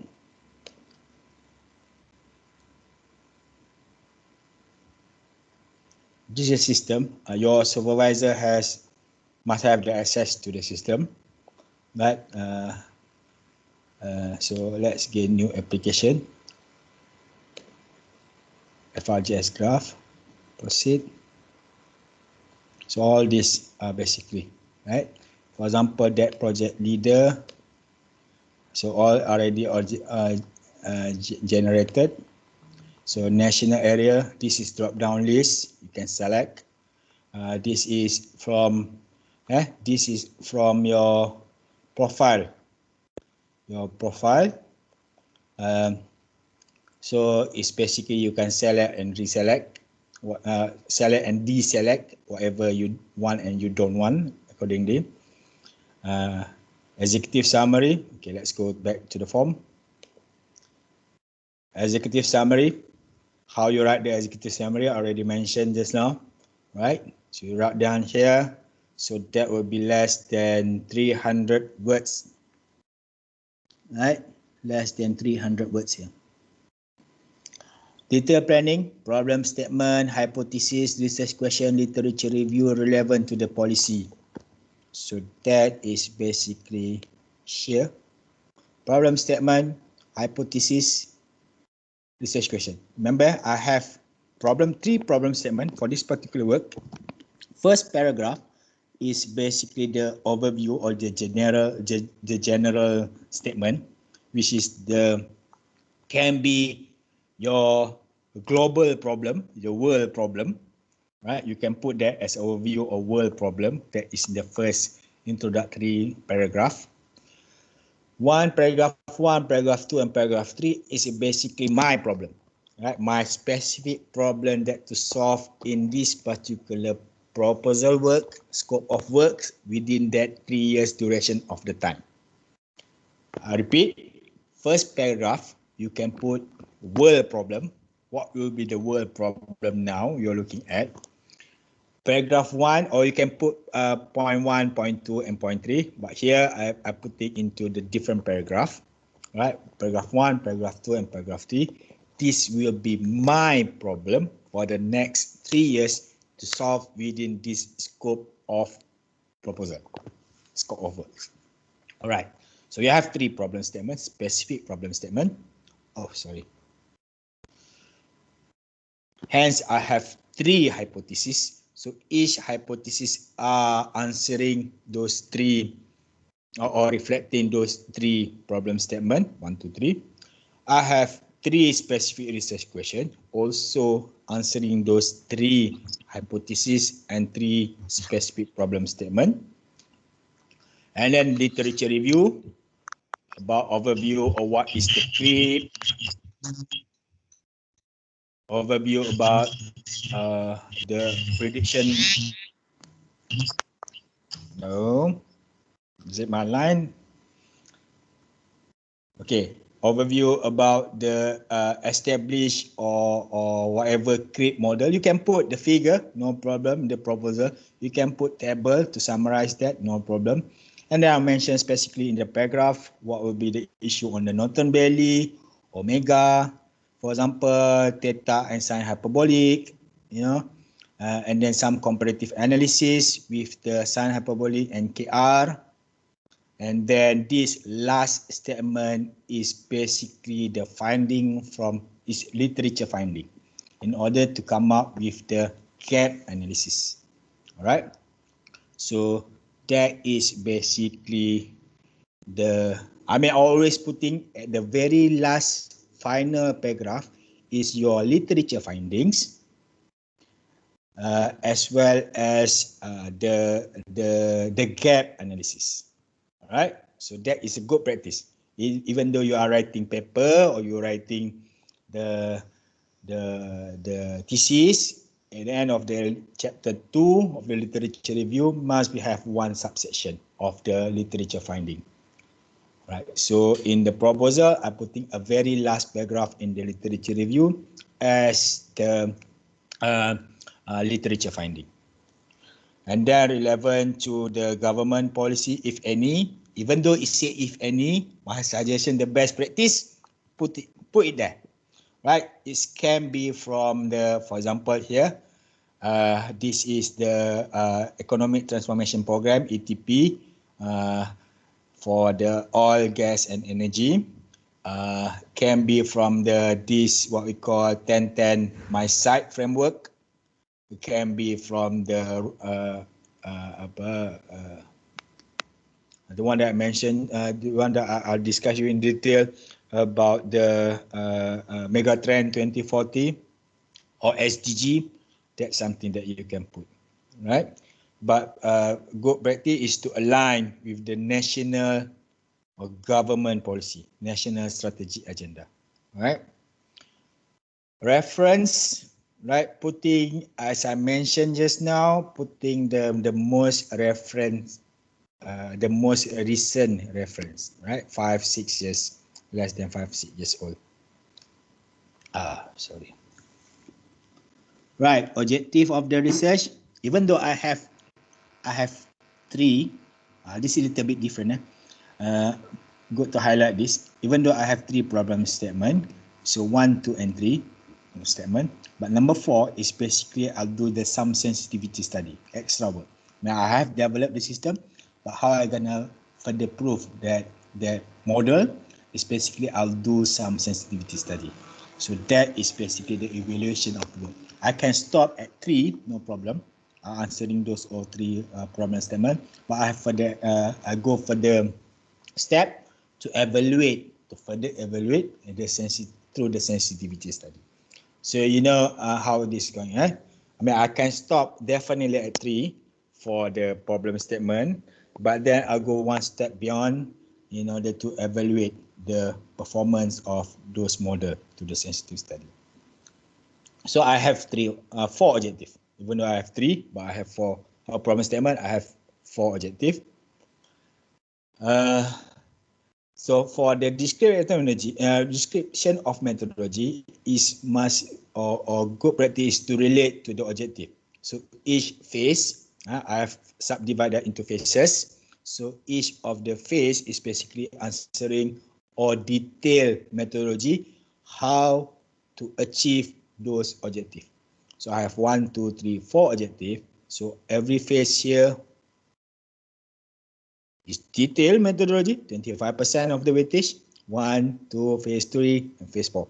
So all these are basically relate or link up to the objective, right? As I mentioned, 25%, there's no limit on how you write, but always need to be precise, clear and concise and relate to the objective. So putting the phase 1, some of the equation there, some of the curve fitting example, omega model to Bailey Norton, and then validation of the model to the experimental work, and then FEA analysis, phase 3, looking on the crack growth and material model validation, and then phase 4 is the sensitivity. Those are the methodology. Alright, kalau if you're looking at the system, they are putting the description of methodology here. Flowchart, you prepare it separately in the words and then convert to PDF, and then you attach that to the PDF. Alright, so that is basically flowchart here. For the research activity, you list down the major research activities within that methodology with start date and end date. So from the system, you have to key in one by one, right? One by one. For example, you key in here, you're reviewing the limitation of established. I don't putting the literature review. I'm not saying that I have to do the literature review. I mean to perform the literature review. But I'm putting here what are the specific activity I'm looking for here. I'm reviewing the limitation of the established model based on literature. Of course, I'm doing the literature review, but then what is the specific that I'm looking at? So that is basically the limitation of the established model of those script model. Yeah. So that is typing that specifically here, putting the start date and end date, right? And then add, and then that will generate into this type of format, right? And then finally is the final report, right? Finally the final report.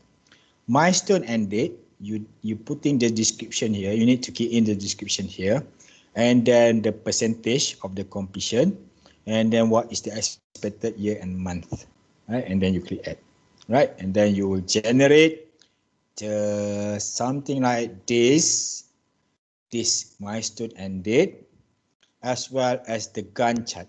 So Gantt chart is auto generated through the system as well. So Gantt chart, you have these research activities with the blue shaded area is basically the duration of the each activities, and then this is the milestone, right? The milestone date. So that is auto generated. The Gantt chart is auto generated through the migrant, right? Where's the easy migrant? Okay. We go to the output.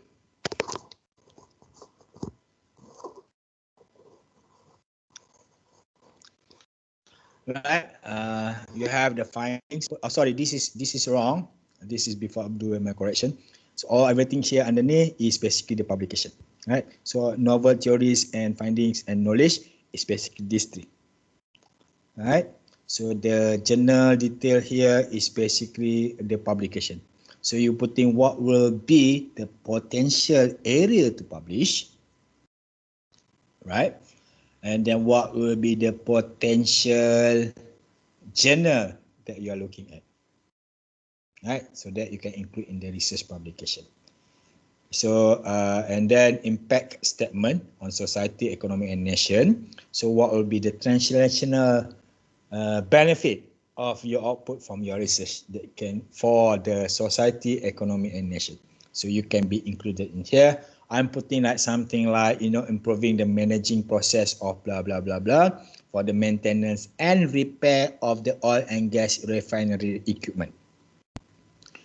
Human capital development in the know-how of the creep testing analysis, finite element and FFS analysis.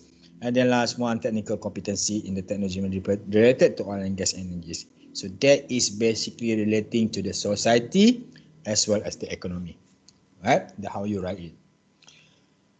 Specific potential applications, you can write down here what will be the benefit or the application, the significant or potential application of my creep model, for example, AR Osman creep model, for example. Or with my student Mohsin Sattar, if you know him. So he's doing this work with me. So Sattar Osman creep model, something like that. So what will be the potential application of that model? What's the benefit of that model? And then how the model, for example here, the model can be integrated directly in the finite element code for the creep and stress analysis. Output. PhD student or master student that relate to the whether it's 3 duration of period of time or whether 2 duration. For the 3 duration of the period of time, it can be 1 master student or 2 1 PhD student or 2 master student or combination 1 to 1 PhD and master student. I just put in the minimum 1 master student. For Frgs, intellectual property is encouraged. I don't put in the patent, but I put in the copyright because I want to copyright that name, Mohsin and Osman creep model. Just kidding. Alright, so that's the intention, copyright.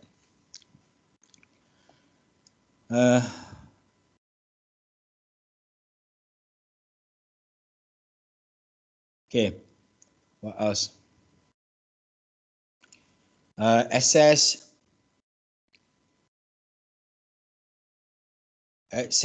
of the equipment and material.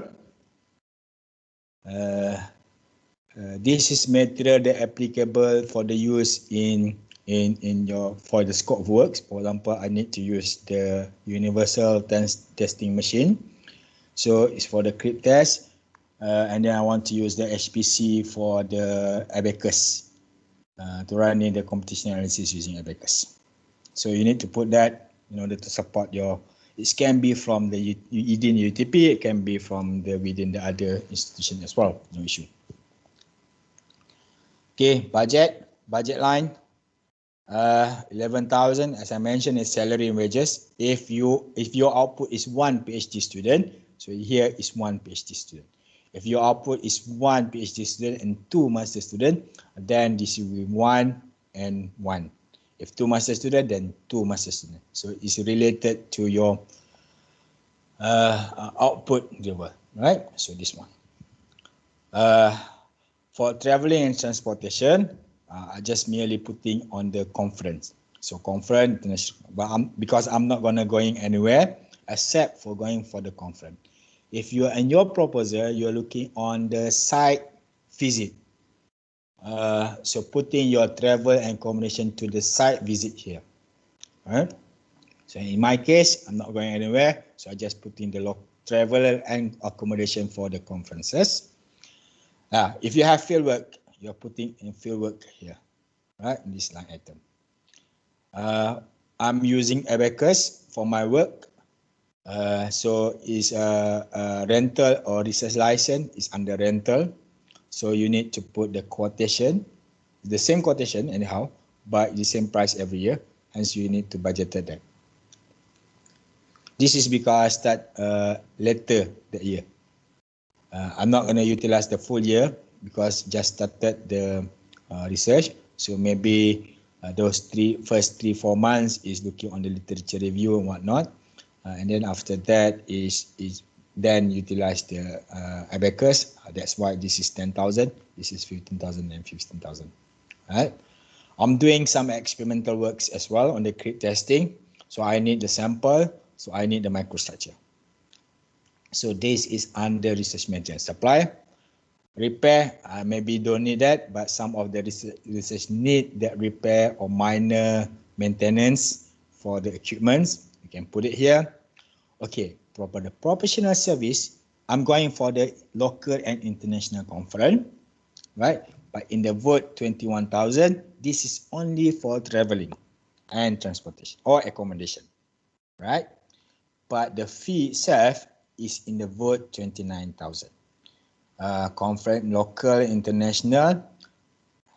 This one that I mentioned just now, you cannot putting the rental for space and utilities in UTP to conduct FRGS work.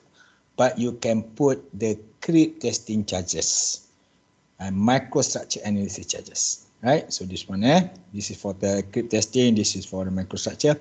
I'm putting here under vote 29. Short-term cost, if people are attending, but don't need that, and then vote 35,000 if here.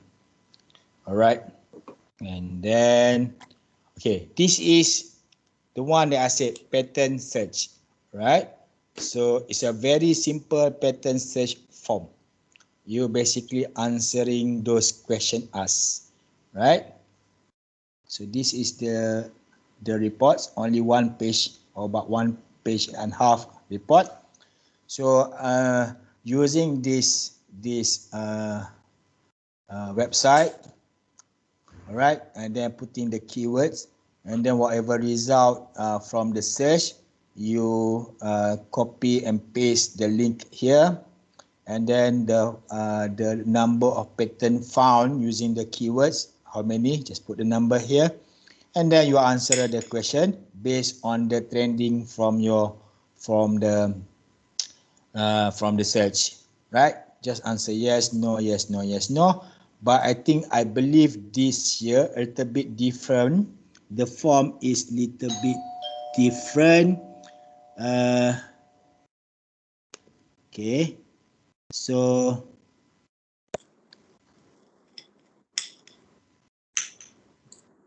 they have the remark here. Spare me a second. I'll come back here.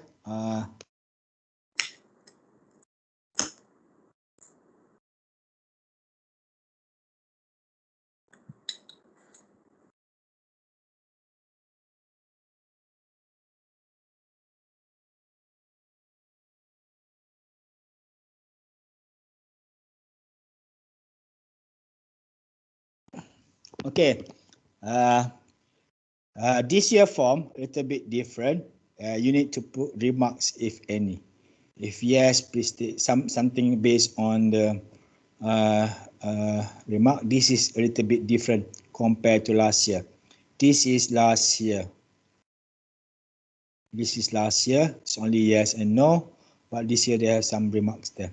That remark that relate to the question being asked, right? Check. Risk assessment, as I mentioned to you, is only a very simple, research collaborator. It's a letter of intent from the international or industry linkages or any agency. It's a letter of intent required. I believe your supervisor know what's the or aware the format of the letter of intent. Or if they are not, they can always ask my staff at RMC. Risk assessment is a PhD student. Whether it's this is the my scope of the risk on the PhD student and ability of the FA Baker software, things like that. So you basically merely to tick whether it's a low, medium, and high, right? So it's not that comprehensive lah on the risk assessment form. And then that's it. Right, that is FRGS. There's a question here, I believe, in the chat. In the proposal writing, there's any specific format of the respondent to be used? No, they're not mentioned yet. You can basically use the commonly or standardized format of the references. But be consistent. If you use APA, you use APA throughout, right? So there's no specific format of the references. Why there is no references in the problem statement? It's optional. Previously, I have also write some problem statement with the reference list, but the particular things that I mentioned here, I haven't put any what we call the references in the problem statement, but I put it the detailed references in the literature review. But certainly you can put the references here. If not mistaken, let me see my problem statement on this YUTP. Yes, I'm putting the references in the problem statement. So I said it's good practice to put the references. Or if you haven't put in the references, there's not really big issue. If you are planning to include equation, figure, and table, it's necessary to put in the screenshot form. If not, is there any option? Usually is in the screenshot form, can be in the screenshot form, or you can include as attachment in the table. But sometimes there are issue with the, let me see. You can, oh yes, you can include in the appendix. Appendix, you can attach. You can attach the figure table in the separate pages, right? But also you can snipping tool, and then you copy and you can paste into the main text. No problem with that. But my practice, I always put it in the main text, because I have the experience as a reviewer as well. Sometimes you have to go back in the system itself to view that figure.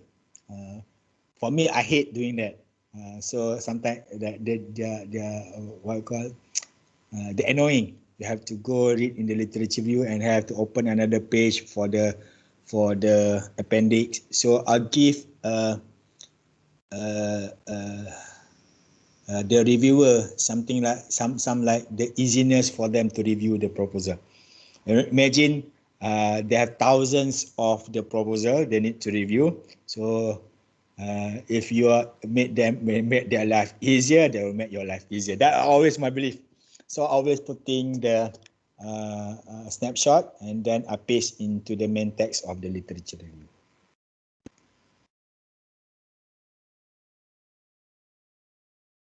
In the acknowledgement part of the publication, do we need to put the cost center number?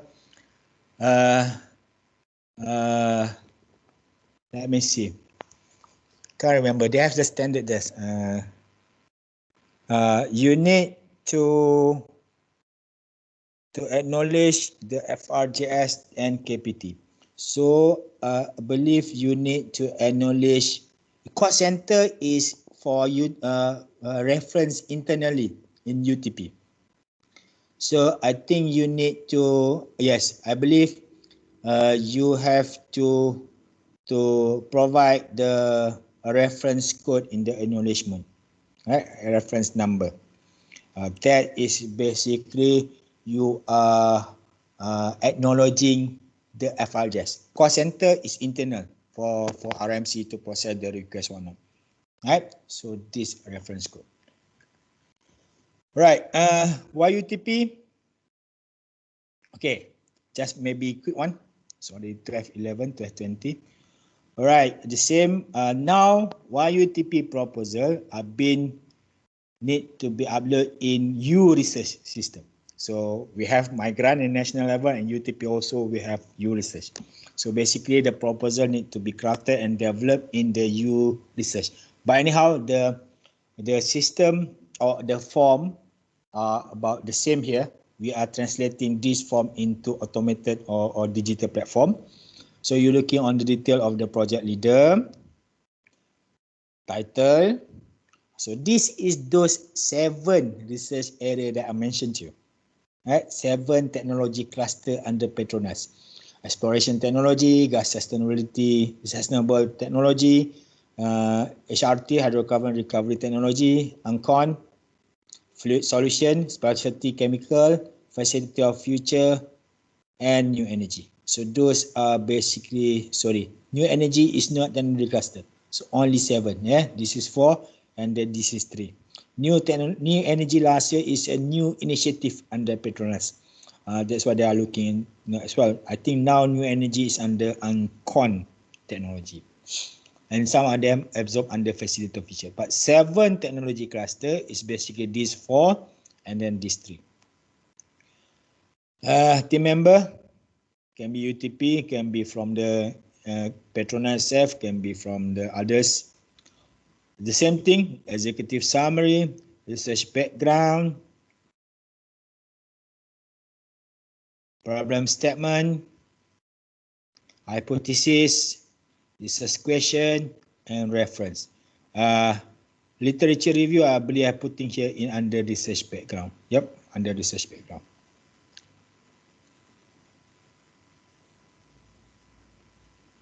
Research objective, methodology, the same pattern, 4 objective, 4 main phases. Gantt chart. Don't worry about this now. Now it's putting in the system. This is last year. So this year basically I just snipping tool and paste here. But basically now is in auto generated through the system. Flowchart. Now see the detail of those flowchart. Let's go put this there. Expected outcome and number of publication. You can list down the detail. What type of the publication. Expected human capital outcome. Facilities. Same budget. We use the same things here. Salary. So this is for the student. It can be for the RO as well, research officer. Local travel or travel. Rental. Research material, maintenance, professional services, and declaration, and then this one. Alright, that is basically the example for YUTP and FRGs.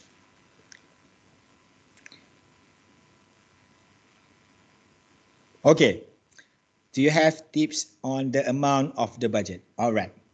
I'll give you FRGs. I'll give you the perspective on FRGs in terms of the reviewer point of view. Of course, the shilling declared, the maximum allocation declared is 250,000. All right. But putting that into perspective, my proposal last year, right? Last year is 200k. Last year is maximum 200k. So last year I have been awarded only at 153,000. Right? So typically you don't putting as a maximum. Is near. It's a rare if the reviewer can give you the maximum number, right? So last year is 200 maximum. You budgeted accordingly. This is awarded numbers to my proposal 153. This is the highest awarded last year to UTP. There's some of less than 100k. Putting that perspective, this 153 is the highest value per proposal awarded to UTP in the FRGs. Right, so you can imagine, usually we don't put it into the maximum number, but you budgeted accordingly. Nothing unrelevant, nothing that not relevant or not being used for the within the scope, so you don't budget. They're very looking at the budget. Never been the case. They award the maximum to the for the YUTP. Also, I think the number about what 75%, or we looking about percentage, about 75%, 80% from the total of the maximum shilling. All right. last part, very brief. I just want to show you what is the on the PRGS.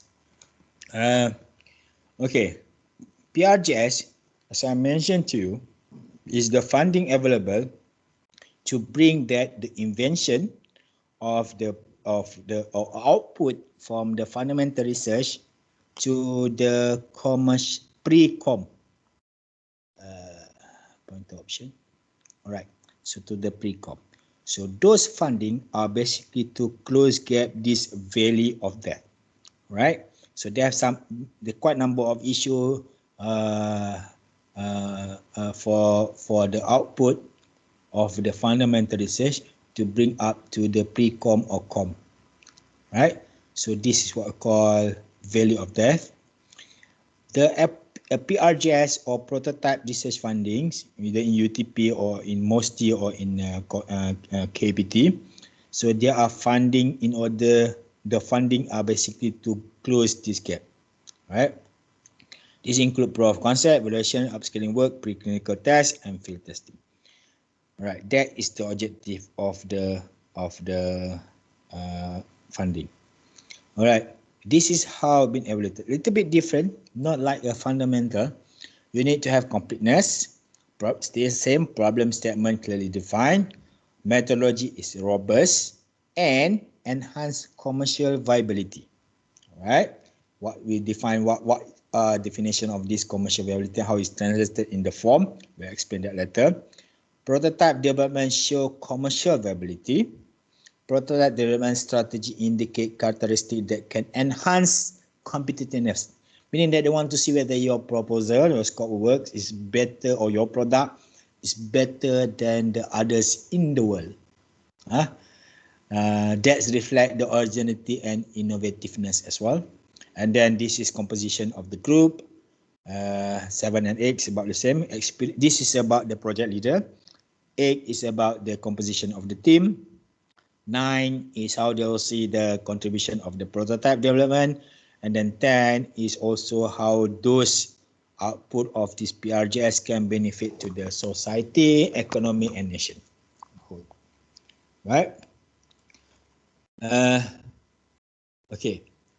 The PRGS or any prototype grant is basically must be continue. It's a continuation from the previous and completed fundamental grant. Why UTP? They will open this year another cycle, another concept is similar to this, targeted to the completed fundamental grant. Right?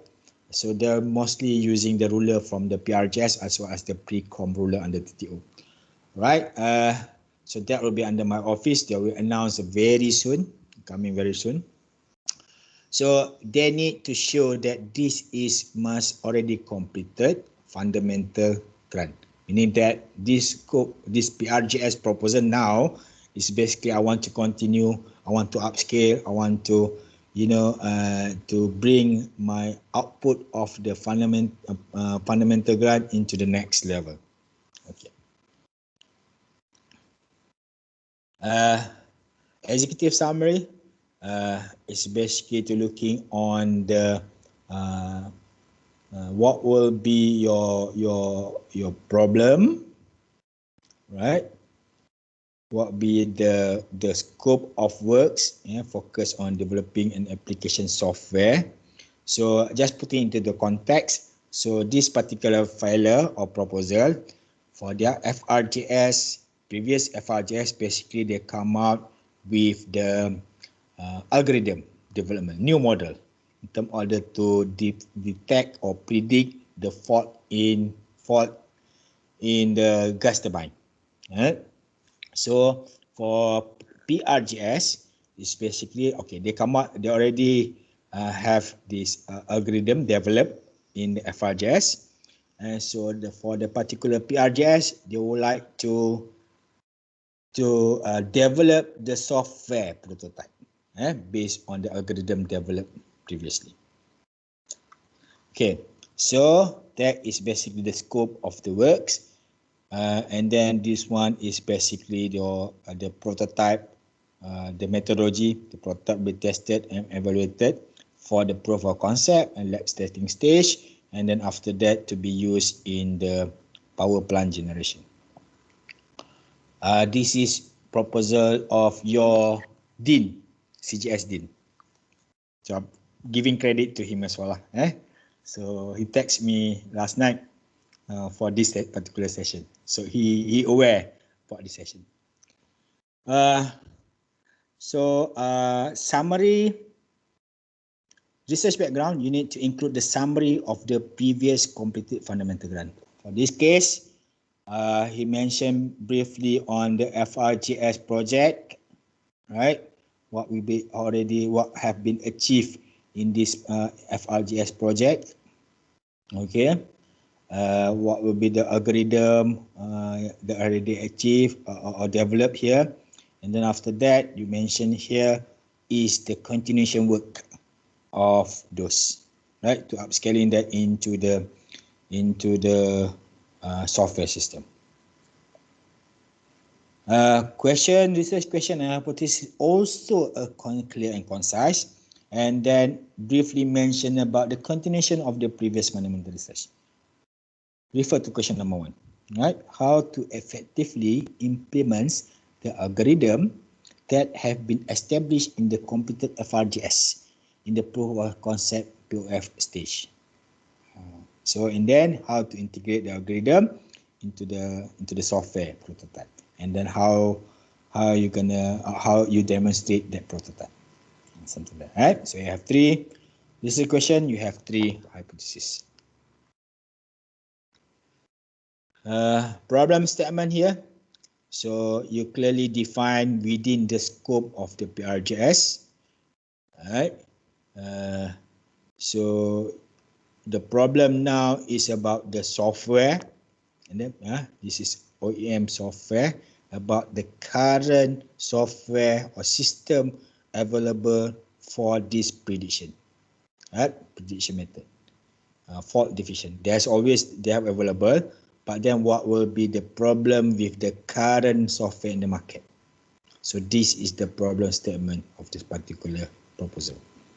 And then what will be the challenges that can be addressed, right, with this prototype. So this is what the prototype offer in overcome the challenges. Right. 4, 5, and 6 is basically looking on the commercial viability, enhanced competitiveness, and innovation. So originality, what will be the best features in originality, innovativeness of the prototype, and then what will be the advantages over the existing available software in the market. So this is clearly mentioned in this section, that answering those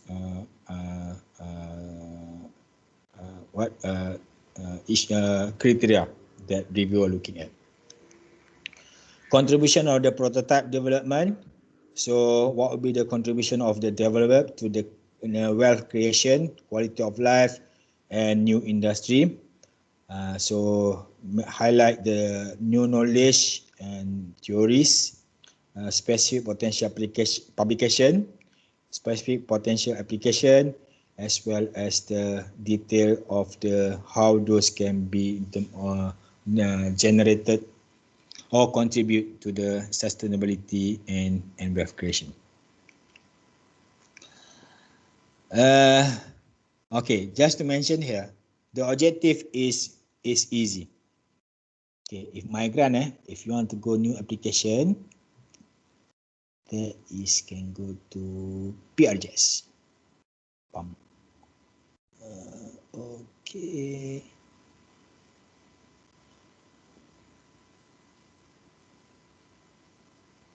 Quick sneak on the system. Okay, this is the detail. Oh, now they are looking on the expected retirement date.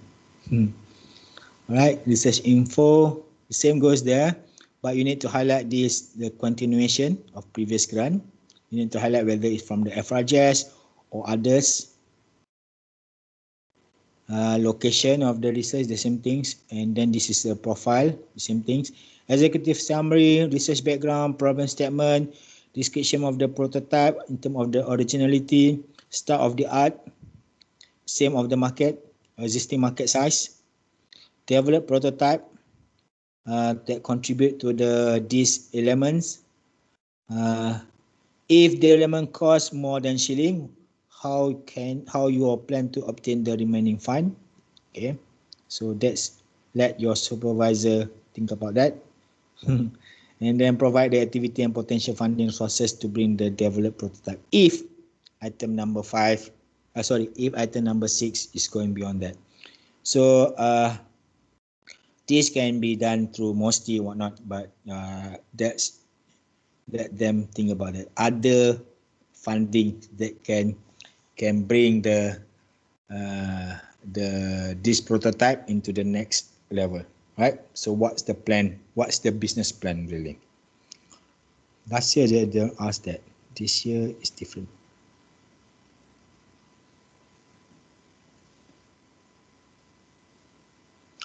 Game methodology. Your boss has 3 objectives. The methodology also 3 phases. The same concept from the Frgs that I mentioned to you. This year they have this allocated more fundings on the patent filing at 15,000 maximum. But the project should not include the following: cost for business plan, market survey, product exhibition and promotion, conference, seminar or colloquium. These should not be budgeted. You need to get fundings other than this from the university or not. But do not put this in your line item budget. File output for the PRGS, patent, copyright, industrial design, geo indication, layout design for an IC. However, for this particular year, priority is for patent. They're not gonna looking for the others. You need a priority for patent. If you have 10 proposal but you only accept one, that one proposal is promised for patent, they will accept for the patent. So my suggestion is putting promise on the patent. And then budget 15,000. Filing of the copyright is only allowed for this domain, social science, arts and applied arts, and also for this culture and heritage. For domain energy, this domain, only filing of copyright for software only is allowed, right? But they are still looking on patent. But anyhow, you cannot. But you are doing software, then you can do copyright. Register IP Malaysia first. This one lets us R&I division think about this. But then you need to register in Malaysia first before considering for the international registration. Another output, prototype, functional prototype, right? This year they're asking for publication. You need to produce at least one publication, right? Co-authored with the industry. Before this, they never asked, but this year they need to at least one index publication. Last year they are looking on this IP and prototype, but this year they need another ruler on the one index publication. For UTP, I don't think this will be a big issue. Should be okay. All right, that's translated in the form or in the system here. Right, this is the public. Now they're putting into the detail. What will be the journal name? Sorry, name of journal. Yeah, number of application maybe 1. This is name of journal. Whether it's under WOS, Corpus, Era, or my site. This is this is updated one. This is the latest one. Before this, never have this. So you can put the number here, title of IP or expected title of IP. And then number of name of prototype, description. This is new. This is new line item in the system. We have number of RO, number of RA on the targeted number of research officer, and the impact and the application of the pre-commission fund. Maybe MIDA, maybe from Petronas, or maybe not. So that is something that potential for other funding agency.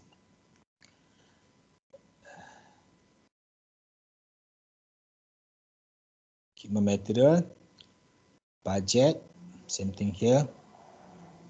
Oh, they put in English, yeah. So whatever cannot be used, they are highlighted again in the form or in the system, in the page. So it should be okay. Declaration, appendix, form submission. Additional info is basically on the pattern search. Research collaborator letter. This is all must. For PRGS, this is all must. You need to have the pattern search. You need to have the research collaborator letter of intent, and also you need the risk assessment. Okay. This is the one I mentioned to you. That's all. Thank you. Before I go, or before we open for the Q&A, my last words. Do not wait until last minute to prepare the proposal. My own experience, especially writing the FRGS grant, it's very tedious. You need to upload here and there. You need to upload in the system, things like that. You need the letter. You need to do the pattern search. It's a lot of tedious job. So I don't wait until last minute. Typically, I need about 2 weeks time out of office. I never can work within the office hours with the meeting and whatnot. So usually out of office hour at night, I usually spend my time to prepare proposal. Usually 2 hours per day. For 2 weeks time, I prepare the best proposal. Always prepare the best proposal because I know it's a very, very competitive. Start now. For the researcher, start by updating the research profile model. Alright, that is the start. Expected output must be explicitly mentioned in the proposal and in line with their need. What are the funder want? So always in line, align with them. Budget needs to well correlate with the research activities. If you want rental of the equipment, or you want to include the rental of equipment, rental of transportation, include a proof of quotation. If you are looking for external parties, third-party services, right, putting the quotation, right. If you are looking for, if you need the professional services for Enago for publication under this RIC, get the quotation. Doesn't matter. As long as you get the proof of quotation, you can budget that. Right? Do not limit the scope of the works only for certain people or certain area. Make it as a global solution. Last year they have the proposal that looking on the only for Selangor region. Right? That's been rejected.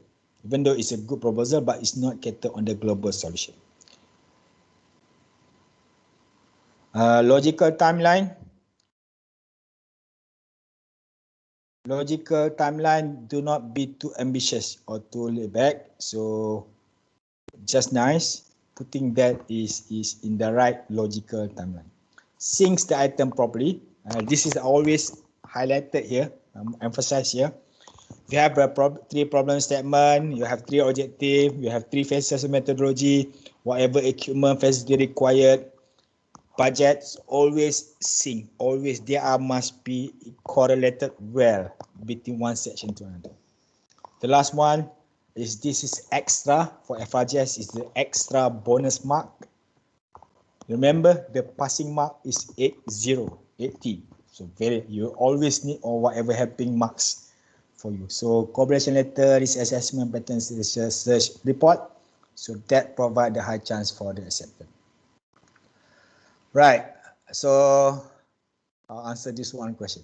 Putting such equipment that are not allowed, does it make your proposal be rejected? Okay lah. In the context of the FRGs, it's a very, very competitive. They always find the reason not to accept. They always find the reason to reject your proposal. Again, repeat, because it's a very competitive. You have thousands or hundreds of tens of thousands of the proposal every year. The allocation nationwide for that particular cycle, for example, this year cycle, may be limited. So success rate for FRGS at national level is less than 20%. From the 10 proposal, you accept only 2. So that is the context. You want to see that. So 8 of the proposal will be rejected. The best practice, just put the equipment that's only relevant to your scope of works. Remember, it's not about the quantity, it's about quality of the writing.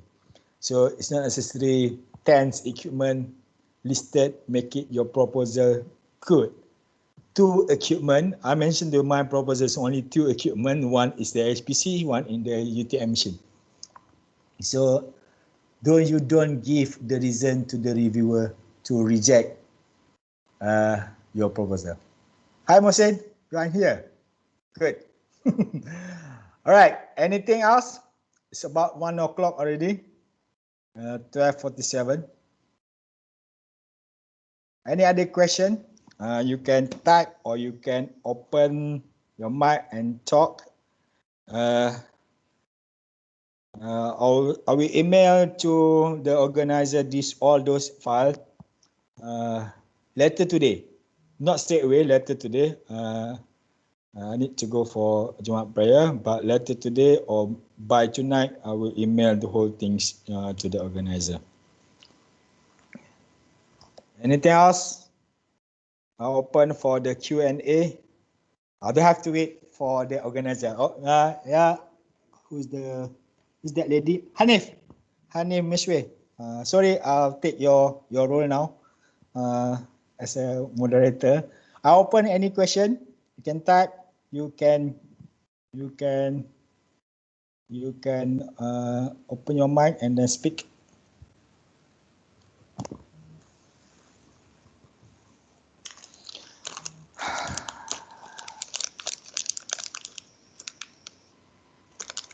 No? Okay. Back to you, Hanif.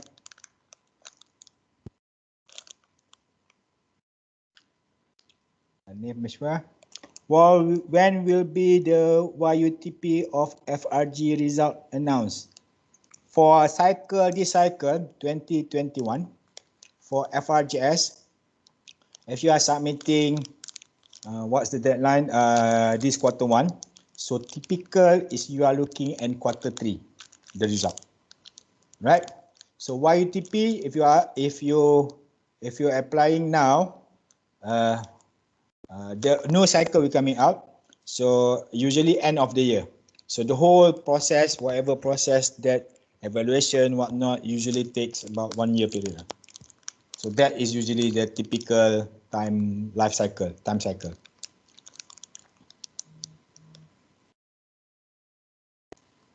Passing mark of the YUTP, 65. 65 is the passing mark of YUTP. FRGS, 80. That's what I said. FRGS or PRGS or KPT grant is more competitive than YUTP. Any other question? I know I'm not a few shy to speak up with my talk for can apply same. Memon, what you can apply same? Don't understand.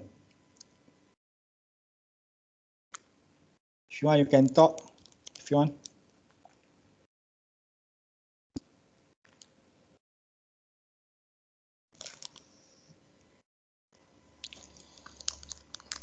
Assalamu alaikum, doctor. Yes. Nagar Basha. Sir, I have a question that, like, Basha, in some how are you? cases, yeah, yes, sir. Yeah, I'm fine, sir. Thank you. Sir, I have a question that, like, if you have problem, if I want to do both experimental and also simulation, if the budget is like not convincing to fit into that like particular borderline, if I need some more like if the estimated amount is more than 300,000 ringgit, something like this, what how we can just fix these kind of Okay. issues to just compensate and Okay. I understand. It's always yeah. like you, Basha. You want to do everything in the world. Uh, I know you. I know you very well. You want to do everything in the world in one go. No. That's why you need to define your boundary. So what will be the boundary of your works? That is basically the scope of your works. In this particular proposal, in this particular grant, what I want to achieve at the end of the day. That's why you need to clear putting that into the what are the specific problem statement you want to solve within this next 2-3 years. What will be the objective that you want to achieve within the next 2-3 years? What will be the research activity, the methodology that you want to put within the next 2-3 years? So always in the boundary. You cannot do everything in the world. Everything you cannot do. It's impossible. So that's why everything needs to be in terms and context in the boundary. The budget is limit is there. I'll give you example. The one that I always share to you is basically Mohsen Sattar work. So I'm working with him. So I have putting this FE analysis through Abacus as well as some testing. Right? Some testing. Sure. So but the focus of the works is basically on the FE, to the predicting the FE model. The Yeah. testing is only on the validation part. It's only a small part for the validation of the predictive model. Right? So you can put some of it, but what is your focus? Your focus here for my that proposal is on the prediction model. So more works on the FE, not the experiment. Because I have the boundary, I need to limit my budget. I cannot go burst on that whatever shilling in there. Okay. Understand, Okay. Masha? Yeah, okay, sir. Okay, sir. Thank you. Thank you. I've Thank you. asked always do not solve the whole all problem in the world. Solve the problem within your scope. Okay, sir. No. Thank you. Thank you. Thank you. Right? Thank you. Good, Masha. Good to hear. Thank you, sir. Jonas research category fall in waste management for the petroleum industry can be let's go to the waste management is can be in the facility of future, usually facility of the future. Next question. If you apply for a grant and it was successfully at the end of your program while you have graduated, what do you do? If you apply for a grant, was successfully at the end of your program while you have graduated, that's why I'm asking. This proposal, FRGS or not, is usually for the accountability of the supervisor, your supervisor, it's not yours. Right? That's why, but if you are looking on the, but let's say it's unfortunately happened to you, another option is basically you can be part of the team, right, as a research officer or maybe postdoc. For example, YUTP will allow for the appointment hiring of the postdoc, no problem. But you're part of the team. For the FRGS, unfortunately, you cannot. It's only allowed for the student. But certainly, you can become a member of. We have face to face. We have always this FNB. But unfortunately, this year we don't have that. You need to prepare yourself. Thank you very much to all the participants and especially to you for this informative workshop.